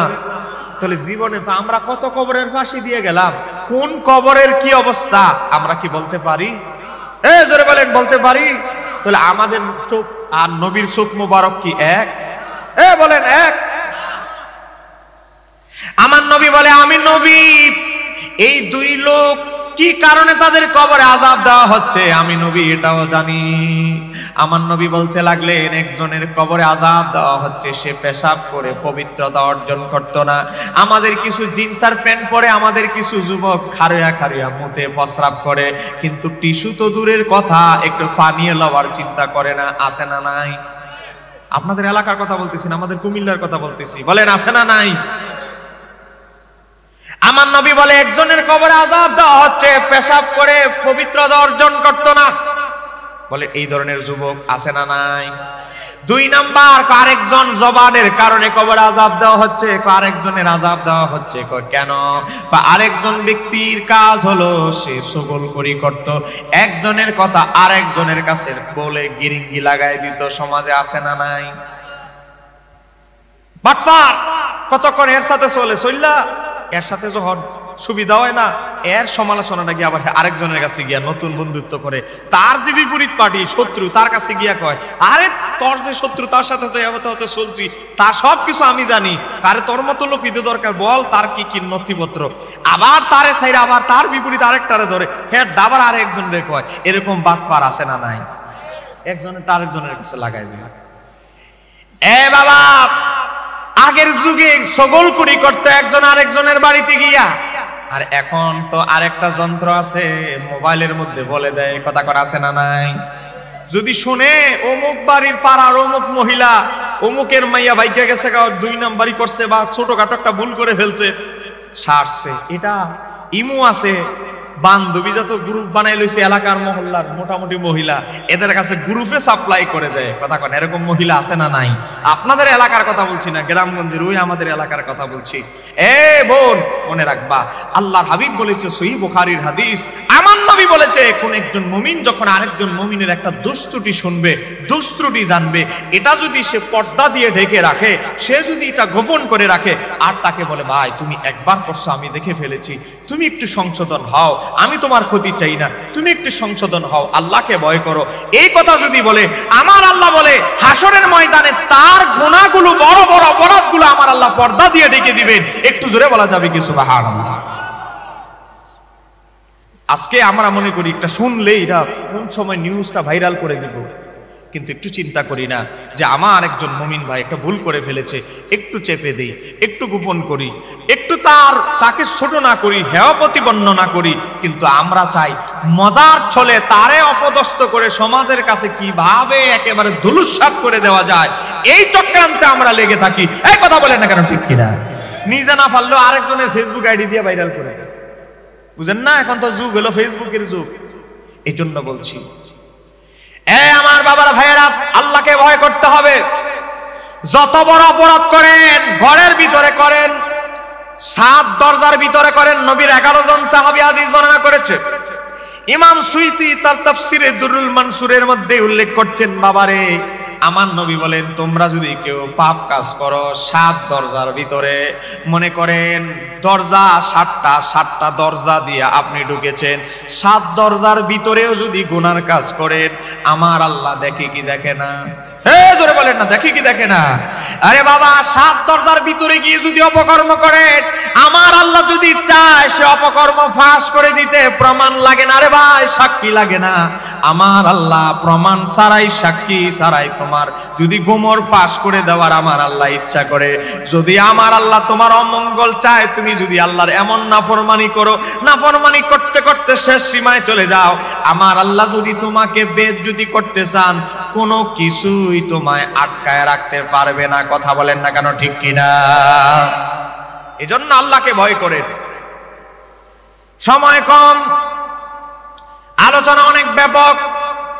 এই মাসটা হচ্ছে, ওরে বাবা, গাউসুল বাকের উরুসের মাস, ফাতেহা ইয়াজদহমের মাস। গাউসুল বাকের একটা উপাধি হচ্ছে গাউসুস সাকালাইন। সাকালাইন মানে হচ্ছে মানব এবং জিন, 2 জাতির জিনিস গাউস। একটু জোরে বলেন না সুবহানাল্লাহ। গাউসুস সাকালাইন, গাউসুল বাক শুধু মানব জাতির জন্য, শুধু মানুষের জন্য বড় গাউস নয়, তিনি মানব এবং জিন উভয় জাতির জন্য বড় বেলাত প্রাপ্ত গাউস ছিলেন। একটু জোরে বলা যাবে কি সুবহানাল্লাহ? একটু মহব্বতে বলেন আল্লাহুম্মা সাল্লি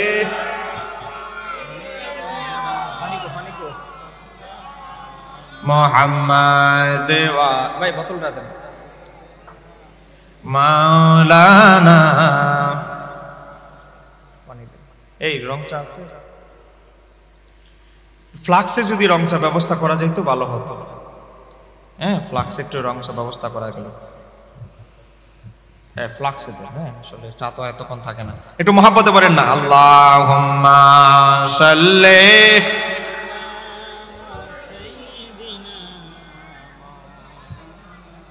মুহাম্মাদ ওয়া আলা আলিহি।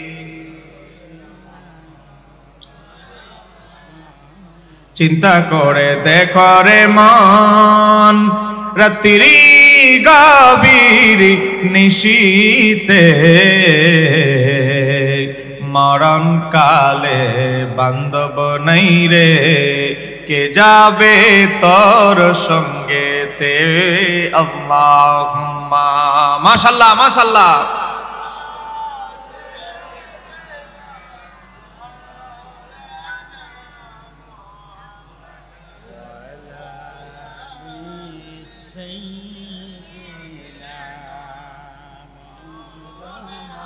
আমার বাবার ভাইয়েরা, গাউসুল বাক কত বড় ক্ষমতাশালী বেলায়েত প্রাপ্ত ওলি ছিলেন।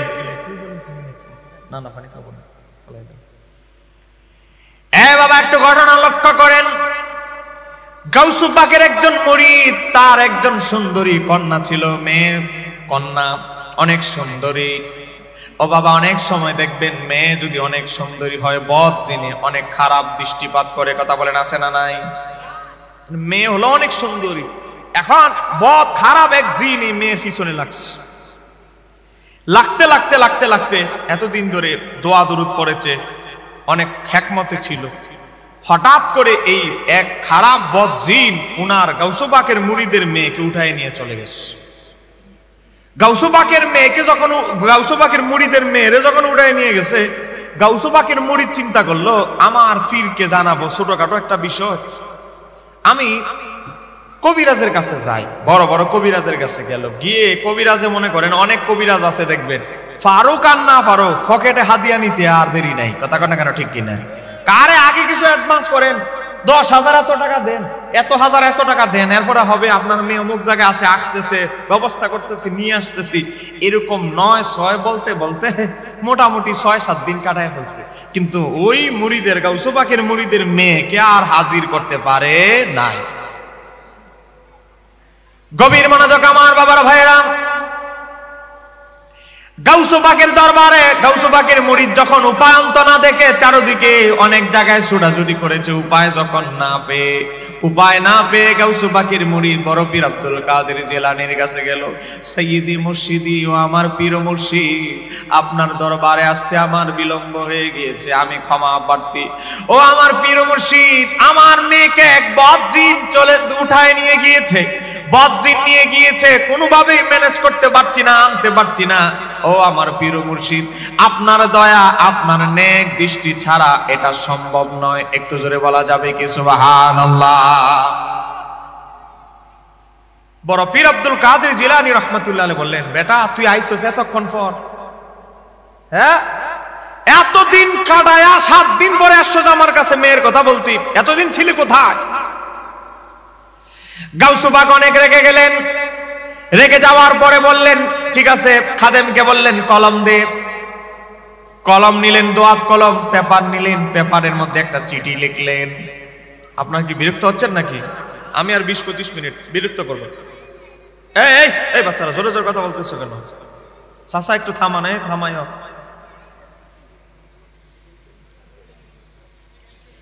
গভীর মনোযোগ আমার বাবারা ভাইয়েরা, গাউসু পাক একটা চিঠি লিখলেন। চিঠি লিখে তার আংটি মোবারক দিয়ে চিঠির মধ্যে সিল মারলেন। সিল মারার পরে চিঠিটা খামের ভিতরে ঢুকাইলেন আর বললেন, শোনো, তুমি আমার চিঠিটা নিয়ে আমি যেভাবে ম্যাপ দিচ্ছি এভাবে চলে যাও। আমি যে এলাকার কথা বলছি, গহীন মরুভূমির মধ্যে যাবে, একটা পাহাড় পাবে, পাহাড়ের ভিতরে তুমি লুকায় থাকবা। দেখবা পাহাড়ের পাশে দেখবা অনেক বড় বড় জন্তু জানোয়ার, বড় বড় দেখবা জিন, বড় বড় আকৃতির জিনদেরকে দেখবা। তুমি জিন দেখে ভয় পেও না, তবে আমি তোমাকে বলছি একটা সিংহাসন দেওয়া হবে জিনের বাদশা। জিনদের যে বাদশা সিংহাসনের মধ্যে যখন বসবে, জিনের বাদশা যখন সিংহাসনে বসবে, তখন তুমি গুহা থেকে দেউর দিয়ে চিঠিটা নিয়ে একটা দেউর দিবা। একটু জোরে বলেন না সুবহানাল্লাহ। গাউসু পাকের মুরিদ গাউসু পাকের চিঠি নিয়ে রওনা দিল। চিঠি নিয়ে রওনা দিল। গাউসু পাক যেভাবে ম্যাপ দিলেন, ম্যাপ অনুসারে আস্তে আস্তে সেই জায়গায় পৌঁছে গেলেন। গুহার ভিতরে লুকায় রইলেন। জিনরা, অনেক বড় বড় জিনরা আনাগোনা করতেছে, গুহা থেকে বের হয় না। যখন জিনদের বাদশা সিংহাসনের মধ্যে স্বর্ণের চেহারের মধ্যে বসলেন, গাউসু পাকের মুরিদ একটা দৌড় দিলেন, গুহা থেকে দৌড় দিয়ে ও বাবা জিনদের বাদশার কাছে পৌঁছে গেলেন। জিনরা তাকে ধরল, বলে, বনি আদম, মানব জাতি তুমি এখানে কেন এসেছো? এই বনি আদম, তুমি এখানে কেন আসছো? তোমাকে মেরে ফেলবো, খেয়ে ফেলবো, তোরে একদম মেরে ফেলবো, তুই এখানে কেন আসছস? তখন গাউসু পাকের মুরিদ বলে, থামো, তোমার জিন ইস্যু থেকে কি হয়েছে? তোমাদের দেহ বড় বড় মোটা মোটা শক্তিশালী দিকে কি হয়েছে? আমি এখানে নিজে নিজে আসি নাই, আমাকে দূত হিসাবে পাঠানো হয়েছে। একটু জোরে বলেন না সুবহানাল্লাহ। আমি আসছি তোমাদের বাচ্চার কাছে, তোমাদের বাচ্চা ঠিকই চিনি আমি কই থেকে আসছি। আমাকে সাইড দাও, তোমাদের বাচ্চার কাছে যাইতে আমাকে সুযোগ দাও। গভীর মনোযোগ আমার বাবার ভাইয়েরা, গাউসু পাকের মুরিদ বলল, সরো, আমারে বাচ্চার সাথে কথা বলতে দাও, জিনদের বাচ্চার সাথে। জিনদের বাচ্চা বলল, বনি আদম, তুমি কেন এখানে এসেছো? তুমি জানো তোমার এখানে মৃত্যু হতে পারে। মৃত্যুর ভয় নিয়ে আমি এখানে আসি নাই, আমি এমনি এমনি আসি নাই। আমাকে যেই ব্যক্তি পাঠিয়েছে অনেক পাওয়ারফুল লোক। চিঠিটা দিলেন, নেন, আমারে কে পাঠিয়েছে? চিঠিটা নিলেন, খামটা নিলেন জিনের বাদশা। খামটা নেওয়ার পরে চিঠিটা থেকে, খামটা থেকে চিঠিটা বের করলেন। চিঠিটা বের করার পরে বাবা চিঠি বের করার পরে দেখলো নিচের মধ্যে গাউস পাকের সিল মোহর মারা। একটু জোরে বলেন না। গাউস পাকের আংটির সিল মোহর মারা। জিনদের বাচ্চা বাবা বিদ্যুতের গতিতে, তুফানের গতিতে, দ্রুত গতিতে সিংহাসন থেকে গাউস পাকের সিল মোহর ধরে স্তব্ধ হয়ে সঙ্গে সঙ্গে দাঁড়ায় গেল। আর একটু জোরে বলেন না সুবহানাল্লাহ। এ বাবা, গাউস পাকের মুরিদের চিঠি পেয়ে গাউস পাকের সিল মোহর দেখে দাঁড়ায় গেল সঙ্গে সঙ্গে। এ বাবা, জিনের বাচ্চা বলতে লাগলো, তুমি বড় পীর আব্দুল কাদের জিলানীর দরবার থেকে এসেছো, তুমি আমারে কেন বলো নাই? তুমি গাউস পাকের মুরিদ, তুমি আগে আমারে কেন পরিচয় দেও নাই? তুমি যদি আমার জিনদের কাছেও পরিচয় দিতা, তোমারে ভালো ভালো খাবার দিত, সেবা শুশ্রূষা করত, তুমি কেন আগে তোমার পরিচয় দিলে না? গাউস পাক চিঠির মধ্যে কি লিখেছে আমি একটু পড়ি। গাউস পাক বললেন, পড়ার পরে বললেন, এই অমুক এলাকায় কে আছে? এ অমুক এলাকায় কে আছে? বলে অমুক জিনের দায়িত্ব আছে, তাকে নিয়ে আসো।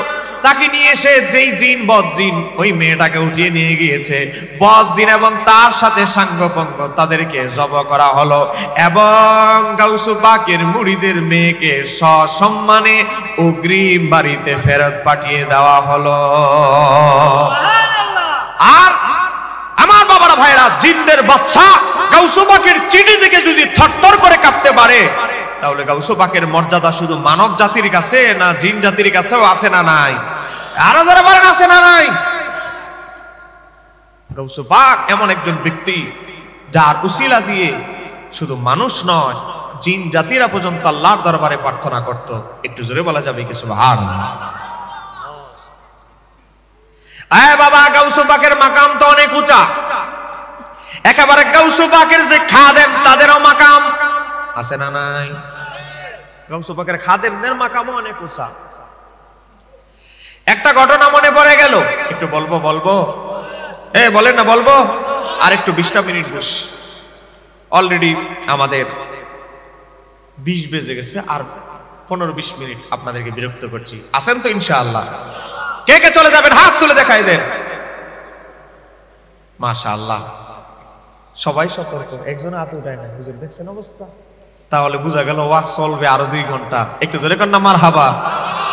আর 2 ঘন্টা চলবে ইনশাআল্লাহ। দেখছেন হুজুর 2 ঘন্টা চলবে ওয়াজ। একটু মহাব্বতে পারেন আল্লাহ। ওই যে সোনার মদিনা, আল্লাহুম্মা। মাশাআল্লাহ মাশাআল্লাহ, পিছনে জোরে হবে, পিছনে। মা লে সাইয়্যিদিনা।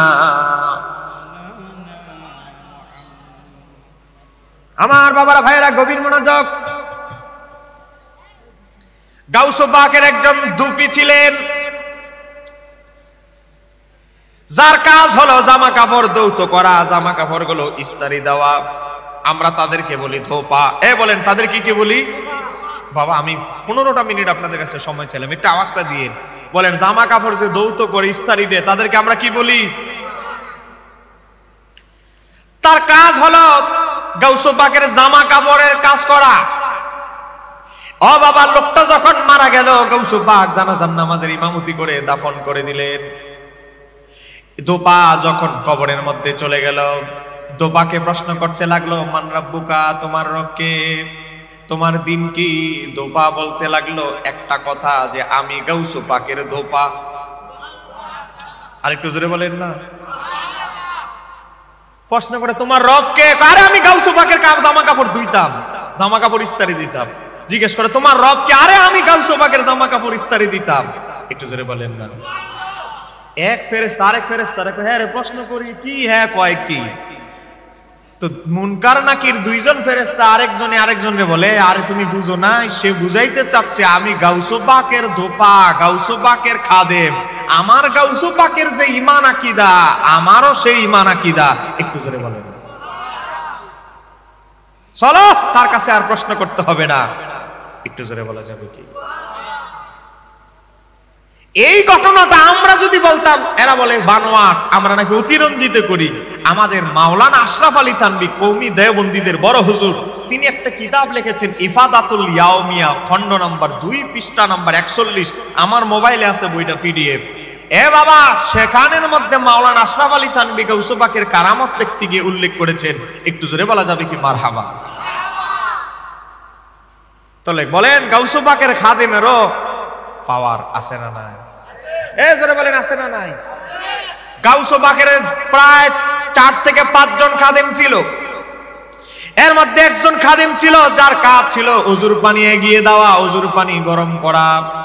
ও বাবা, ওজু ইস্তিনজায় গেলে পানি এগিয়ে দেওয়া। ওরে বাবা, টয়লেট গুলো পরিষ্কার করা। গাউস পাকের এই খাদেম খিদমত করেছেন গাউস পাকের 10 বছর। বলেন কয় বছর? 10 বছর খেদমত করে ইমাম ইবনে হাজার আসকালানী উল্লেখ করছেন গাউস পাকের জীবনীতে। 10 বছর খেদমত করার পরে বেচারা চিন্তা করলো, গাউস পাকের আমি 10 বছর খেদমত করলাম, আমি শুনি গাউস পাকের দরবারে এসে সুর মেলে অলি হয়ে যায়, আর আমি 10 বছর খেদমত করে কিছু হইতে পারলাম না। এই বেচারার মনের মধ্যে একটা অভিমান। বলেন কি রে ভাই, আপনার কি রাগ করছে?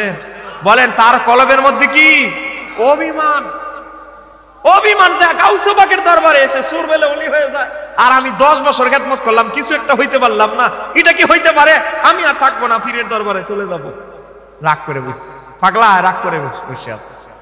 খবর পাইলো গাউস পাকের যে হুজুর খাদেম, হুজুর পানি ঢেলে দেয়, গাউস পাকের গোসলের পানি গরম করে দেয়, ইস্তিনজা করতে গেলে পানি দিয়ে আসে। গাউস পাকের 3 নাম্বার খাদেম চিন্তা করতে লাগলো, শুনেছে কানের মধ্যে খবর এসেছে এই মুহূর্তে গাউস পাকের দরবার থেকে 2 জন কুতুব যাচ্ছে। বলেন কয়জন কুতুব? গাউস পাকের দরবারে দিদার লাভ করে দেখা করে 2 জন কুতুব গাউস পাকের বাগদাদ শরীফ থেকে, গাউস পাকের দরবার থেকে বের হয়ে যাচ্ছে। এখন গাউস পাকের যে খাদেম, সে চিন্তা করলো, আমি যদি এই 2 জন কুতুবের পিছনে একটু সময় দেই, তাহলে এদের মতো কুতুব আবদাল না হইতে পারলেও কিছু একটা তো আল্লাহর নৈকট্যবান বান্দা হইতে পারবো। আমি আর খেদমত দরকার নাই, আমি তাদের 2 জনের পিছনে একটু সাধন ভোজনের জন্য একটু সময় ব্যবহার করি। গাট্টি গোটা গোল করে কিছু খাবার নিয়ে, খেজুর টেজুর নিয়ে, রুটি নিয়ে রওনা দিয়েছেন 2 জন কুতুবের পিছনে। পরিচয় দেয় না, তাদেরকে দূর থেকে ফলো করতেছে। তারা যেদিকে যায় সেও সেদিকে যায়। গাউস পাকের 2 জন ওই দরবার থেকে যে কুতুব বের হলো, তারা লক্ষ্য করছে কে যেন একজন ব্যক্তি তাদেরকে ফলো করতেছে। একজন হঠাৎ করে একটা জায়গার মধ্যে, মনে করেন গোপনের মধ্যে লুকিয়ে আছে, হঠাৎ করে তাকে ধরলো। এই মিয়া, তুমি বাড়ি কো তোমার? তুমি আমাদেরকে দেখতেছো, দীর্ঘ সময় ধরে ফলো করতেছো, ঘটনাটা কি? আমাদের 2 জনকে কেন ফলো করতেছ? বলে আমি কোনো খারাপ মানুষ নই, আমার বাড়ি বাগদাদ। আরে বিয়ে কি তোমার বাড়ি বাগদাদ? হ্যাঁ, আমি শুনেছি আপনারা নাকি এই জামানার 2 জন কুতুব, তো আমি আপনাদের কাছে এসেছি বাড়ি ঘর সংসার ধর্ম সব ছেড়ে দিয়ে আপনাদের পিছনে একটু সাধন ভোজন করব। আপনারা যেই মডেল ইবাদত বন্দেগী করে আল্লাহর ওলি হয়েছেন, আপনাদেরকে ফলো করে আমিও যেন কিছু একটা হতে পারি। বাড়ি ঘর ছেড়ে দিয়ে এসেছি আপনাদের পিছনে। বলে সত্যি তুমি বাড়ি ঘর ছেড়ে দিয়ে এসেছ? বলে হ্যাঁ। আমাদের সাথে আসলে কোনো লাভ হবে না। কেন লাভ হবে না? কারে লাভ হবে না? আমরা অনেক কষ্ট সাধন ভোজন করি, আমরা অনেক জায়গা উপাস থাকতে হয়, ক্ষুধার্ত থাকতে হয়, এমন অনেক জায়গা আছে আমরা খালি পায়ে থাকতে হয়, না খেয়ে থাকতে হয়, পানি পর্যন্ত থাকে না। আমরা অনেক ধৈর্য ধারণ করে আমরা থাকি। তুমি এই ধৈর্য ধারণ করতে পারবেও না, আমাদের সাথে থাকতেও পারবে না, বরং তুমি তোমার বাড়িতে চলে যাও। সে বলে বাড়িতে যাওয়ার জন্য তো আর আসি নাই, সাধনা করার জন্য এসেছি। তো যাই হোক না কেন, যত ঝড় তুফান আসুক না কেন, যতই বিপদ আসুক না কেন, আপনাদের সাথে আমি থাকবো। আপনারা যদি ধৈর্য ধারণ করতে পারেন, উপাস থাকতে পারেন, কষ্ট করতে পারেন, সাধনা করতে পারেন, আমিও করব। কারণ সব কিছু ছেড়ে দিয়ে আপনাদের পিছনে এসেছি। একটু জোরে বলা যাবে কি সুবহানাল্লাহ? গাউস পাকের খাদেমে এই কথা বলার পরেও রাজি হয় না, পায়ে ধরে ফেলেছে। তারপরে বলছে আচ্ছা ঠিক আছে, কিছুদিন থাকো, দেখি তোমার ধৈর্য পরীক্ষা নিব। গাউস পাকের খাদেম 2 জন কুতুবের পিছনে ছুটতে লাগলো। তাদের সাথে সফর সঙ্গী হয়ে গেল, এক জায়গার মধ্যে গেল। যাইতে যাইতে যাইতে দিনের দাওয়াত, তাবলীগের দাওয়াত, তরিকতের দাওয়াত দিতে দিতে এক জায়গার মধ্যে গেল। এমন এক জায়গার মধ্যে গিয়েছে আশেপাশে কোনো বাড়িঘর নাই, কূপ নাই, পানির ব্যবস্থা নাই, খেজুর যা ছিল সব শেষ, রুটি যা ছিল সব শেষ, খাবারের কোনো ব্যবস্থা নাই, চতুর্দিকে মরুভূমিময় এলাকা। এমন এক জায়গার মধ্যে গিয়েছে, যাওয়ার পরে অবস্থা শোচনীয়।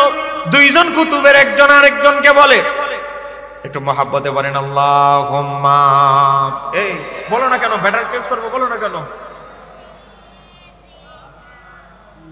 মুহাম্মাদ ওয়া আলা আলি সাইয়্যিদিনা।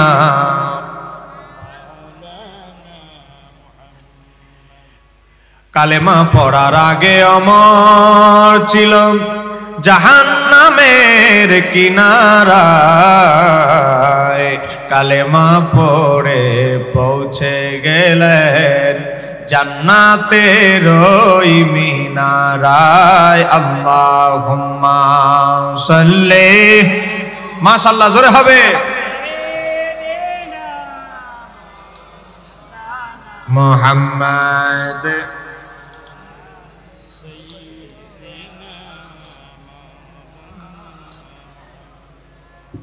গভীর মনোযোগ, আপনাদেরকে বিরক্ত করব না। এবার আসেন, গাউসে পাকের খাদেম ও দুইজন কুতুবের পিছনে গেছে, এমন এক জায়গায় গিয়েছে। গাউসে পাকের খাদেম দুইজন কুতুবের সাথে এমন জায়গায় গিয়েছে, গিয়ে দেখে খাবার টাবার যা আছে সব তো শেষ, পানিও শেষ, আশেপাশে কোনো বাড়িঘর নাই, শুধু মরুভূমি আর মরুভূমি। দুইজন কুতুবের একজন আরেকজনকে বলতে লাগলো, আরে এমন জায়গা আসছি, এখন তো উপাসে মরতে হবে। একজন কুতুব আরেকজনকে বলে, তুমি আল্লাহর দরবারে হাত উঠাও, আল্লাহ যেন আসমান থেকে গায়বী খাবার নাজিল করে। একজন কুতুব হাত উঠালো, কি যেন বললো, হাত উঠায় আস্তে আস্তে কি যেন দোয়া পড়লো, আর কি যেন বললো, কার উসিলা যেন দিল, উসিলা দিয়ে আল্লাহর দরবারে প্রার্থনা করলো, আকাশ থেকে আমার আল্লাহ খাবার বর্ষণ করলে। বলেন রিজিকের মালিক কে? আর ধরে বলেন কে? এবারের মতো বেঁচে গেল তিনজন, আকাশ থেকে আমার আল্লাহ গায়বী ভাবে খাবার দিলেন। দ্বিতীয় দফা আবার আরেক জায়গায়, এমন এক জায়গায় গেলেন, খাবার খেজুর পানি যা আছে সব শেষ, আশেপাশে কোনো বাড়ি ঘর নাই। দুইজন কুতুবের একজন আরেকজনকে বলে, এর আগের বার আমি মোনাজাত দিয়েছি, আমি মোনাজাতে প্রার্থনা করেছি, আবার তোমার পালা, তুমি মোনাজাত ধরো। তো আরেকজন কুতুব মোনাজাত ধরলো, আকাশ থেকে আমার আল্লাহ এই যাত্রায় আকাশ থেকে খাবার বর্ষণ করলেন। একটু জোরে বলা যাবে কি? দ্বিতীয় দফায় বেঁচে গেল তিনজন, গাউসে পাকের খাদেম একজন আর কুতুব দুইজন। তৃতীয় দফা কিছুদিন পরে আরেক জায়গায় গেল, খাবার টাবার সব শেষ। এমন অবস্থা যখন সম্মুখীন হলো, বাবারে তৃতীয়বার যখন এমন অবস্থা, শোচনীয় অবস্থা সৃষ্টি হলো, দুইজন কুতুব একজন আরেকজনকে বলে, দুইজন তো দুইবার দোয়া করলাম, এই বেচারা যে আমাদের সাথে এতদিন ধরে সাধন ভোজন করতেছে, এই বেচারার পাওয়ার কতটুকু এটা তো যাচাই করলাম না, একটু দেখি আল্লাহ তারে কতটুকু পছন্দ করেছে। এ মিয়া, ওই ভাই, দুইবার তো আমরা দোয়া করেছি, আবার তুমি দোয়া করো। একটু জোরে বলেন না সুবহানাল্লাহ। এই বেচারা কয় গাউসে পাকের খাদেম যে, আমি মূর্খ টুর্খ, মানে আমি কি দোয়া করব? হ্যাঁ, আপনারা দোয়া করেন, আমি তো মাত্র আপনাদের সাথে আসছি, আমার দোয়ায় কি আর আকাশ থেকে খাবার আসবে জান্নাত থেকে উপর থেকে? আপনারা দোয়া করেন। না, দোয়া আমরা করেছি, দরকার হলে আমরা করব, কিন্তু তোমারে দিয়ে একটু টেস্ট করতে চাই, তুমি একটু দোয়া করো, দেখি তোমার দোয়ার বদলতে আল্লাহ গায়বী সাহায্য করে কিনা। একটু জোরে বলা যাবে? আচ্ছা ঠিক আছে, টেস্ট যেহেতু করবেন, তো দোয়ার নিয়মটা আমার একটু বলে দেন, দোয়ার কৌশলটা একটু বলে দেন, দোয়ার মধ্যে আপনারা কি কি পড়ছেন, কি উসিলা দিয়েছেন, কি পড়ছেন আমার একটু বলে দেন, আপনারা আমার শিখাই দেন, আমিও দোয়া করি, দেখি আকাশ থেকে খাবার আসে কিনা। তখন দুই কুতুবের একজন বলতে লাগলো, আমরা আল্লাহর দরবারে প্রার্থনা করতাম, মাওলা, ও আমাদের মাওলা, তুমি গাউসে পাকের যে ওযুর পানি ঢেলে দেয়, গাউসে পাকের ওযুর পানি ঢেলে দেলওয়ালা খাদেমের উসিলায় হলো আকাশ থেকে গায়বী খাবার বর্ষণ করো। চিৎকার দিয়ে বলা যাবে কি সুবহানাল্লাহ?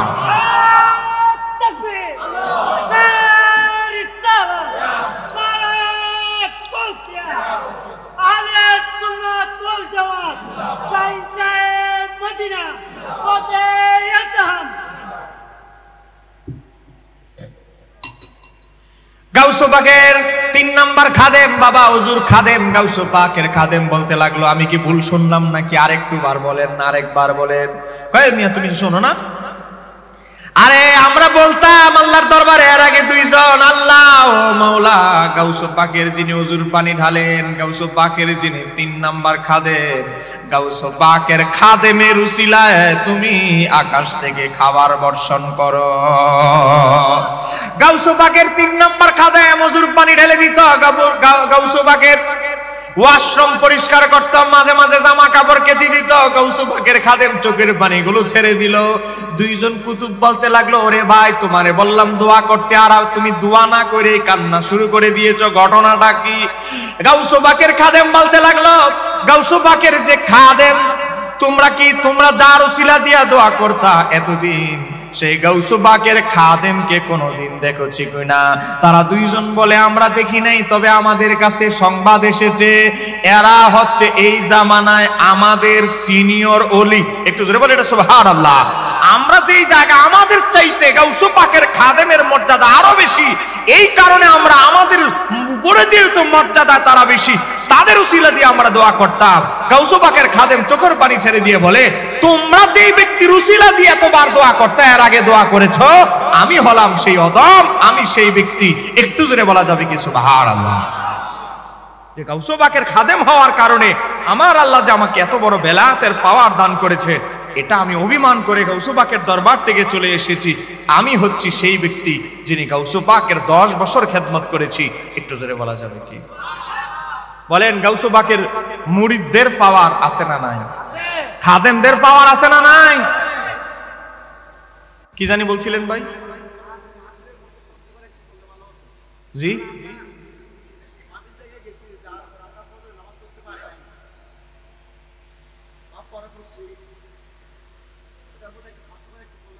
জি জি, ধন্যবাদ।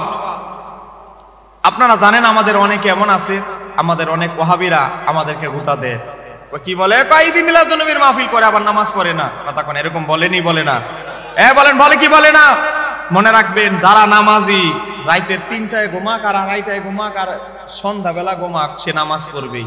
যে নামাজ পড়বে না, হ্যাঁ মাগরিব পড়া মাগরিবের ওয়াক্তে ঘুমাইলেও হে ফজর পড়বে না, হ্যাঁ মোবাইল টিপবে, হ্যাঁ ঘুরবে, আড্ডা দিবে, সজাগ থাকা অবস্থায়। কথা বলে না কেন? ঠিক কিনা?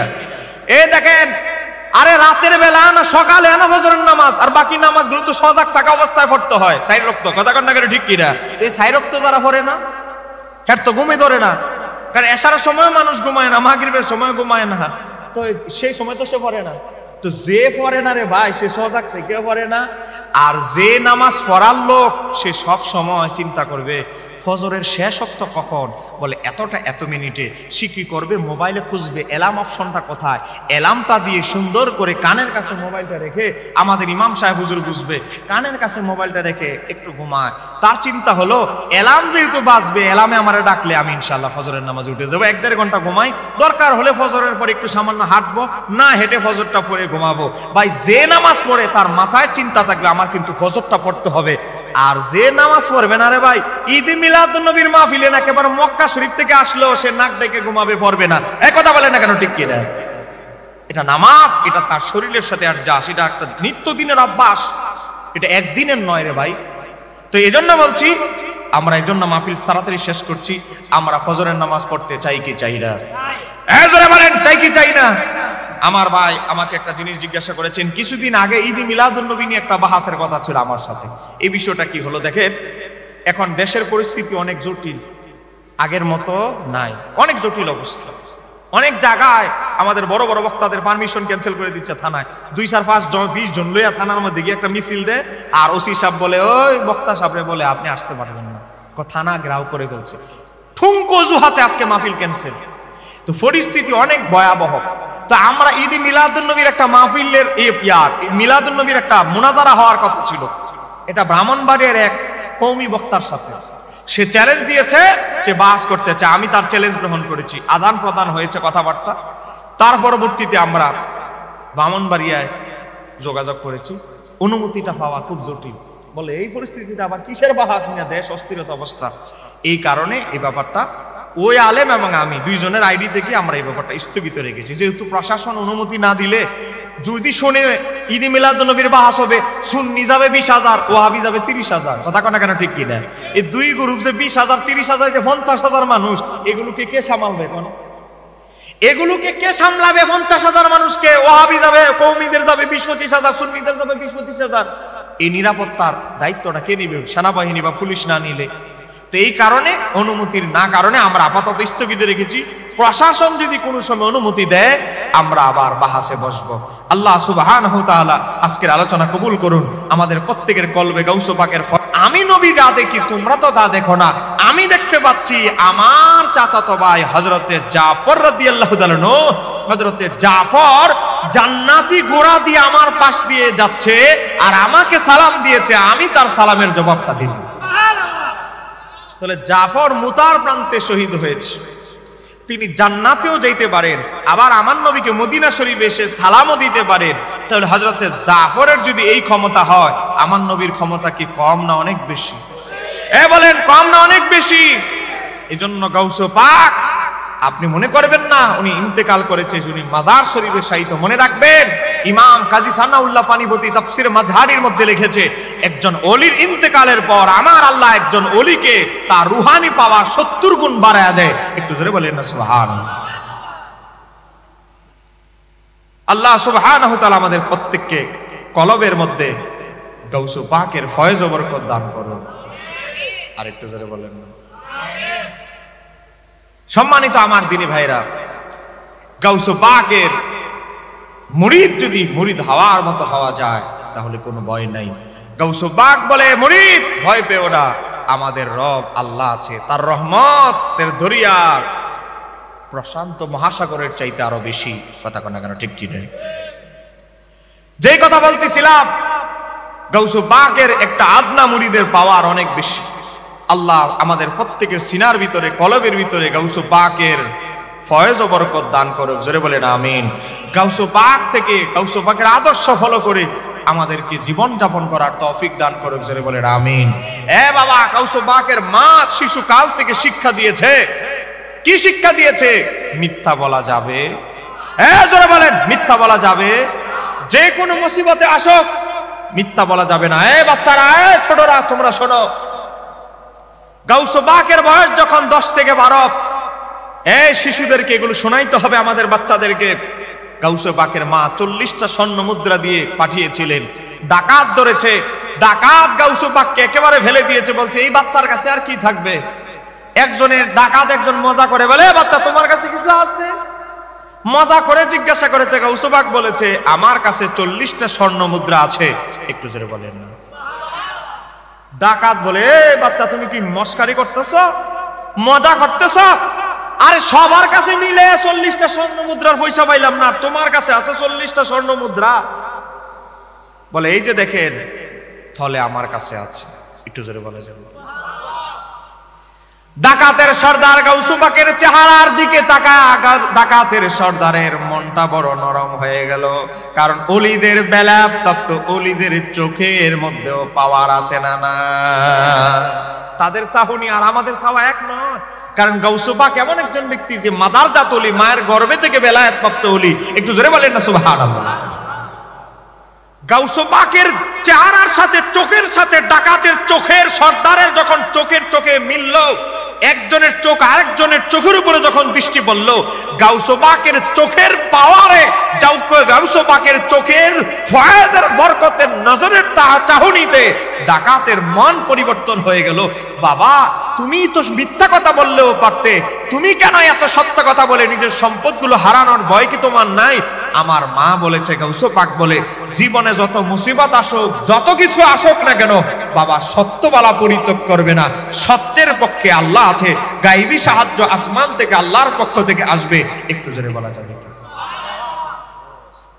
ডাকাতের সর্দার বলে, এত অল্প বয়সে এত জ্ঞান, এত দিনদারিতা, তাকওয়া, তোমার মা নিশ্চয়ই অনেক বুজুর্গ মহিলা, তোমার বাবাও মনে হয় বুজুর্গ পুরুষ, মহিষী পুরুষ। বলো তোমার বাবার নাম কি? যখন বলতে লাগলো, বাবার নাম বললো, তোমার নানার নাম বলো, মায়ের নাম, সব কিছু যখন নিল, ডাকাতের সর্দার থরথর করে কাঁপতে লাগলো। কয়েত অনেক উচ্চ বংশের বুজুর্গ সন্তান তওবা করতে লাগলো, বাবারে তুমি আমাদেরকে যে শিক্ষা দিলে, এই শিক্ষা আমাদের হৃদয়ের মধ্যে ছুঁয়ে গিয়েছে।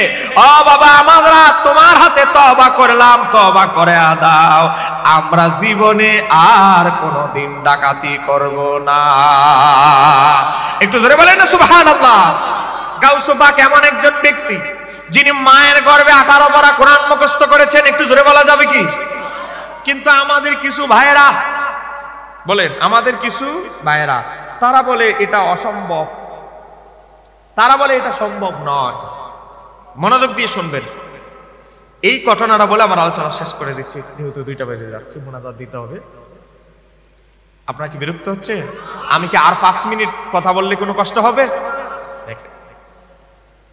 আমাদের কিছু ভাইদের দাবি, বুদ্ধিজীবী কিছু ভাইদের, যে মায়ের গর্ভে থাকা অবস্থায় সন্তান মায়ের কি করে না করে, মায়ের কর্ম, মায়ের কথাবার্তা এগুলো শুনতে পায় না। এটা হলো আমাদের কিছু ভাইদের দাবি। আমরা তাদের সাথে বলবো, আমরাও আপনাদের সাথে এক অংশে একমত, এক অংশে দ্বিমত। কেন? কিছু কিছু ব্যক্তিরা, এটা অসংখ্য অধিকাংশ ব্যক্তির জন্য প্রযোজ্য, কিন্তু কিছু কিছু বেলায়াতপ্রাপ্ত ব্যক্তি আছে যাদেরকে আমার আল্লাহ এমন মকবুল বান্দা হিসাবে কবুল করেছে, তাদের ক্ষেত্রে খাস।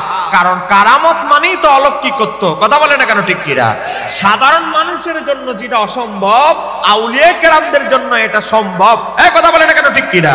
যেমন গাউসুল পাক যখন পৃথিবীতে আসে, শায়েখ আব্দুল হক মুহাদ্দিস দহলভী লেখে, গাউসুল পাকের তাজিমে সম্মানে আমার আল্লাহ কি করেছেন, গোটা বাগদাদের মধ্যে গাউসুল পাক যেই দিন জন্মগ্রহণ করে, সেই দিন 11,000 শিশু জন্মগ্রহণ করে। সকালবেলা 11,000 শিশু জন্মগ্রহণ করে গাউসুল পাকের সম্মানে আমার আল্লাহ এই 11,000 বাগদাদের সন্তানকে পুরুষ সন্তান দান করেছে। কোন একটা মেয়ে সন্তান হয় নাই। এটা গাউসুল পাকের কারামত, একেবারে জন্মের পরই কারামত। একটু জোরে বলেন না সুবহানাল্লাহ। কি মনে করছেন গাউসুল পাককে? গভীর মনোযোগ। মায়ের গর্ভে থেকে, ভিতর থেকে মায়ের কথাবার্তা সন্তান শোনা, এটা সম্ভব না অসম্ভব? একটু দেখেন, আমরা পিছনে ফিরে যাই। আমার নবীর আগে একজন ব্যক্তি নবী পৃথিবীতে এসেছেন, তার নাম হযরতে ঈসা আলাইহিস সালাম। বলেন, তার নাম কি? ঈসা আলাইহিস সালামের ব্যাপারে বিখ্যাত তাবি মুজাহিদ রাহমাতুল্লাহ আলাইহি বর্ণনা করেন। অনেকগুলো সূত্রের মধ্যে ঘটনাটি এসেছে। ইমাম ইবনে আবি হাতেম তার তাফসীরের মধ্যে 13,074 নম্বর হাদিস হিসেবে নকল করেছে। এ বাবা, আমার হাতে একটা কিতাব আছে, দেখেন। এই কিতাবটার নাম হচ্ছে তাফসীরে ইবনে কাসির। আমাদের কওমি ভাইরা, জামাতের ভাইরা, আহলে হাদিস ভাইরা সবাই এই তাফসীরটা বেশি বেশি পড়েন। এই তাফসীরের নাম হচ্ছে তাফসীরে ইবনে কাসির। এই তাফসীরে ইবনে কাসিরের মধ্যে সূরা মারিয়মের ব্যাখ্যার মধ্যে এসেছে। সূরা মারিয়মের 16 নম্বর আয়াতের ব্যাখ্যাটা আমি ওনাদেরকে বলবো খোঁজার জন্য। 16 নম্বর আয়াতের ব্যাখ্যা আছে, কি আছে? ক্বালাত মারিয়াম, বিবি মারিয়াম বলতেছে, বিবি মারিয়াম কে? হযরত ঈসা আলাইহিস সালামের মা। বলেন, বিবি মারিয়াম হচ্ছে হযরত ঈসা আলাইহিস সালামের কি? আম্মা জান। বিবি মারিয়াম বলেন, কুনতু ইজা খালাউতুকা, আমি যখন একা থাকতাম, আমি আর আমার গর্ভের সন্তান, আমরা যখন দুইজন একা একা থাকতাম, কয় কি হতো? হাদ্দাসানি ঈসা ওয়া কাল্লামানি, আমি আমার সন্তান ঈসার সাথে কথা বলতাম, সে যখন আমার গর্ভে, আমার সন্তানও গর্ভে থাকা অবস্থায় আমার সাথে কথা বলতো। একা নিঃশ্বাস না, ওহুয়া ফি বাতনি, সে যখন গর্ভে ছিল একা নিঃশ্বাস নয়। বিবি মারিয়াম বলে, ওয়া ইযা কুনতু মান নাসি, আমি যখন লোকালয়ে মানুষের সাথে থাকতাম, তখন আমার সন্তান আমার সাথে কথা বলা বন্ধ করে দিত মানুষের ভয়ে, মানুষ যদি আবার শুনে ফেলে। আমি যখন ওয়া ইযা কুনতু মান নাস, আমি যখন মানুষের সাথে থাকতাম, সাব্বাহা ফি বাতনি ওয়া কাব্বারা, আমার সন্তান তখন আল্লাহর তাসবিহ বর্ণনা করত, সুবহানাল্লাহ সুবহানাল্লাহ তাসবিহ জপত, আর আল্লাহর তাকবীর বলতো, সুবহানাল্লাহ সুবহানাল্লাহ আল্লাহু আকবার আল্লাহু আকবার, আল্লাহর তাসবিহ বলতো আর তাকবীর বলতো। জোরে বলেন না সুবহানাল্লাহ। বিবি মারিয়াম বলে, ওয়া আনা আসমাউ, আর আমি মারিয়াম এটা আমার নিজের কানে শুনতাম। আরেকটু আস্তে বলেন। বিবি মারিয়ম বলে, আমি যখন একা একা থাকতাম, আমি আর আমার সন্তান, কি হতো, হাদ্দাসানি আমার সন্তান আমার সাথে কথা বলতো, ঈসা হাদ্দাসানি ঈসা ওয়া কাল্লামানি, আমি আমার ছেলের সাথে কথা বলতাম, আমার সন্তান আমার সাথে কথা বলতো। এরপরে কি, ওয়াইজা কুনতাম আন্নাস, আমি যখন মানুষের সাথে থাকতাম, আমার আশেপাশে মানুষ থাকতো, কি হতো, সাব্বাহা ফি বাতনি, আমার সন্তান গর্ভে থাকা অবস্থায় তাসবিহ জপতো আল্লাহর, ও আকাব্বারা তাকবীর বলতো আল্লাহর, ও আনা আসমাউ, আর আমি নিজের কানে শুনতাম আমার সন্তান যে গর্ভের মধ্যে তাসবিহ জপতেছে আল্লাহর। একটু জোরে বলেন না সুবহানাল্লাহ। ওরে ভাই, মুজিজা আর কারামত এটা তো অলৌকিকত্ব, এটা তো সাধারণ মানুষের জন্য যেটা অসম্ভব, ওলিদের জন্য এটা সম্ভব। কথা বলেন ঠিক কি না? তো তুমি কারামতকে যদি তুমি সাধারণ মানুষের সাথে মিলাও, না 8-10টা বাচ্চার তো এটা হয় না, আরে 8-10টা বাচ্চা তো আর গাউসু পাকের মতো ওলি নয়, 8-10টা বাচ্চা তো ঈসা আলাইহিস সালামের মতো সন্তান নয়। কথা বলেন না কেন, ঠিক কি না? তুমি কার সাথে কি তুলনা দিতে আসছো মিয়া? আগে পড়াশোনা করো, গবেষণা করো ভালো করে। আল্লাহ এদেরকে ভালো করে পড়াশোনা করার তৌফিক দান করুন। আমিন। ওলিদের কারামতও বুঝে না, সাধারণ হিস্টরিও বুঝে না। কারামতের সাথে আর সাধারণ হিস্টোরি, 8-10টা বাচ্চা, ও সিনেমা চায় যেই মা, যার মার সন্তান, এর মার সন্তানকে এর সাথে কথা বলবে? স্টার জলসা জি বাংলা যে দেখে, এই বাচ্চা কি তার মায়ের সাথে কথা বলবে? মায়ের কোরআন তেলাওয়াতের আওয়াজ শুনবে, মা তো কোরআন তেলাওয়াতই করে না, মা তাফসীর পাবে কিভাবে? কথা বলে না কেন, ঠিক কি না? আজকে গর্ভ সন্তান দিয়েছে, ফেসবুক ঘন্টার পরে ঘন্টা, ফজরের সময় গিয়ে ঘুমায়। এই সন্তান যখন পৃথিবীতে আসবে কেমন সন্তান হবে বলেন? আল্লাহ সুবহানাহু ওয়া তাআলা আমাদের এই এলাকাবাসীর, মহল্লাবাসীর, আমাদের মহিলাদেরকে এমন সন্তান ধারণ করার তৌফিক দান করুক, গাউসু পাকের মডেলে যেন আদর্শে অনুসরণ করতে পারে, এমন সন্তান তৈরি হয়। সবাই বলেন আমিন। সম্মানিত আমার দিনী ভাইরা, আমার এই দীর্ঘ আলোচনা থেকে আপনাদের কারো কোনো প্রশ্ন আছে? প্রশ্ন থাকলে দাঁড়ায় করতে পারেন, কারণ আমি ওই রকম বক্তা নই, স্টেজে চ্যালেঞ্জ দিয়ে ফালায়ার পরে চলে যাব, ওই বক্তা আমি নই। আপনার যদি প্রশ্ন থাকে, এটা চট্টগ্রাম এই জায়গা দেখে নয়, আপনাদের দোয়া 64 জেলার যে কোনো জেলায় গিয়ে আমি উন্মুক্ত প্রশ্ন নেই, বলে প্রশ্ন থাকলে করেন। কারণ আমি একটা জিনিস বিশ্বাস করি, আমাদের দলের নাম বলেন আহলে সুন্নাত। বলেন আমাদের দল কি সঠিক না ভেজাল? বলেন জাহান্নামী দল না জান্নাতি দল? আমার ভয়ের কোনো কারণ নাই, আমাদের সমস্ত আকীদার পক্ষে দলিল আছে। সম্মানিত ভাইয়েরা, আমি একটা ঘোষণা দিচ্ছি, কারো যদি সম্ভব হয় নিবেন, না হলে আমার কোনো জন নাই। একটা বই লিখেছি, সহজ পদ্ধতিতে সহিহ নামাজ শিক্ষা। আপনারা জানেন আমি একজন পেশাগত একজন লেখক। এই বইটা লিখেছি অনেক কষ্টের। এই বইটার মধ্যে 9টা অধ্যায় আছে। 1 নাম্বার অধ্যায় হচ্ছে কি,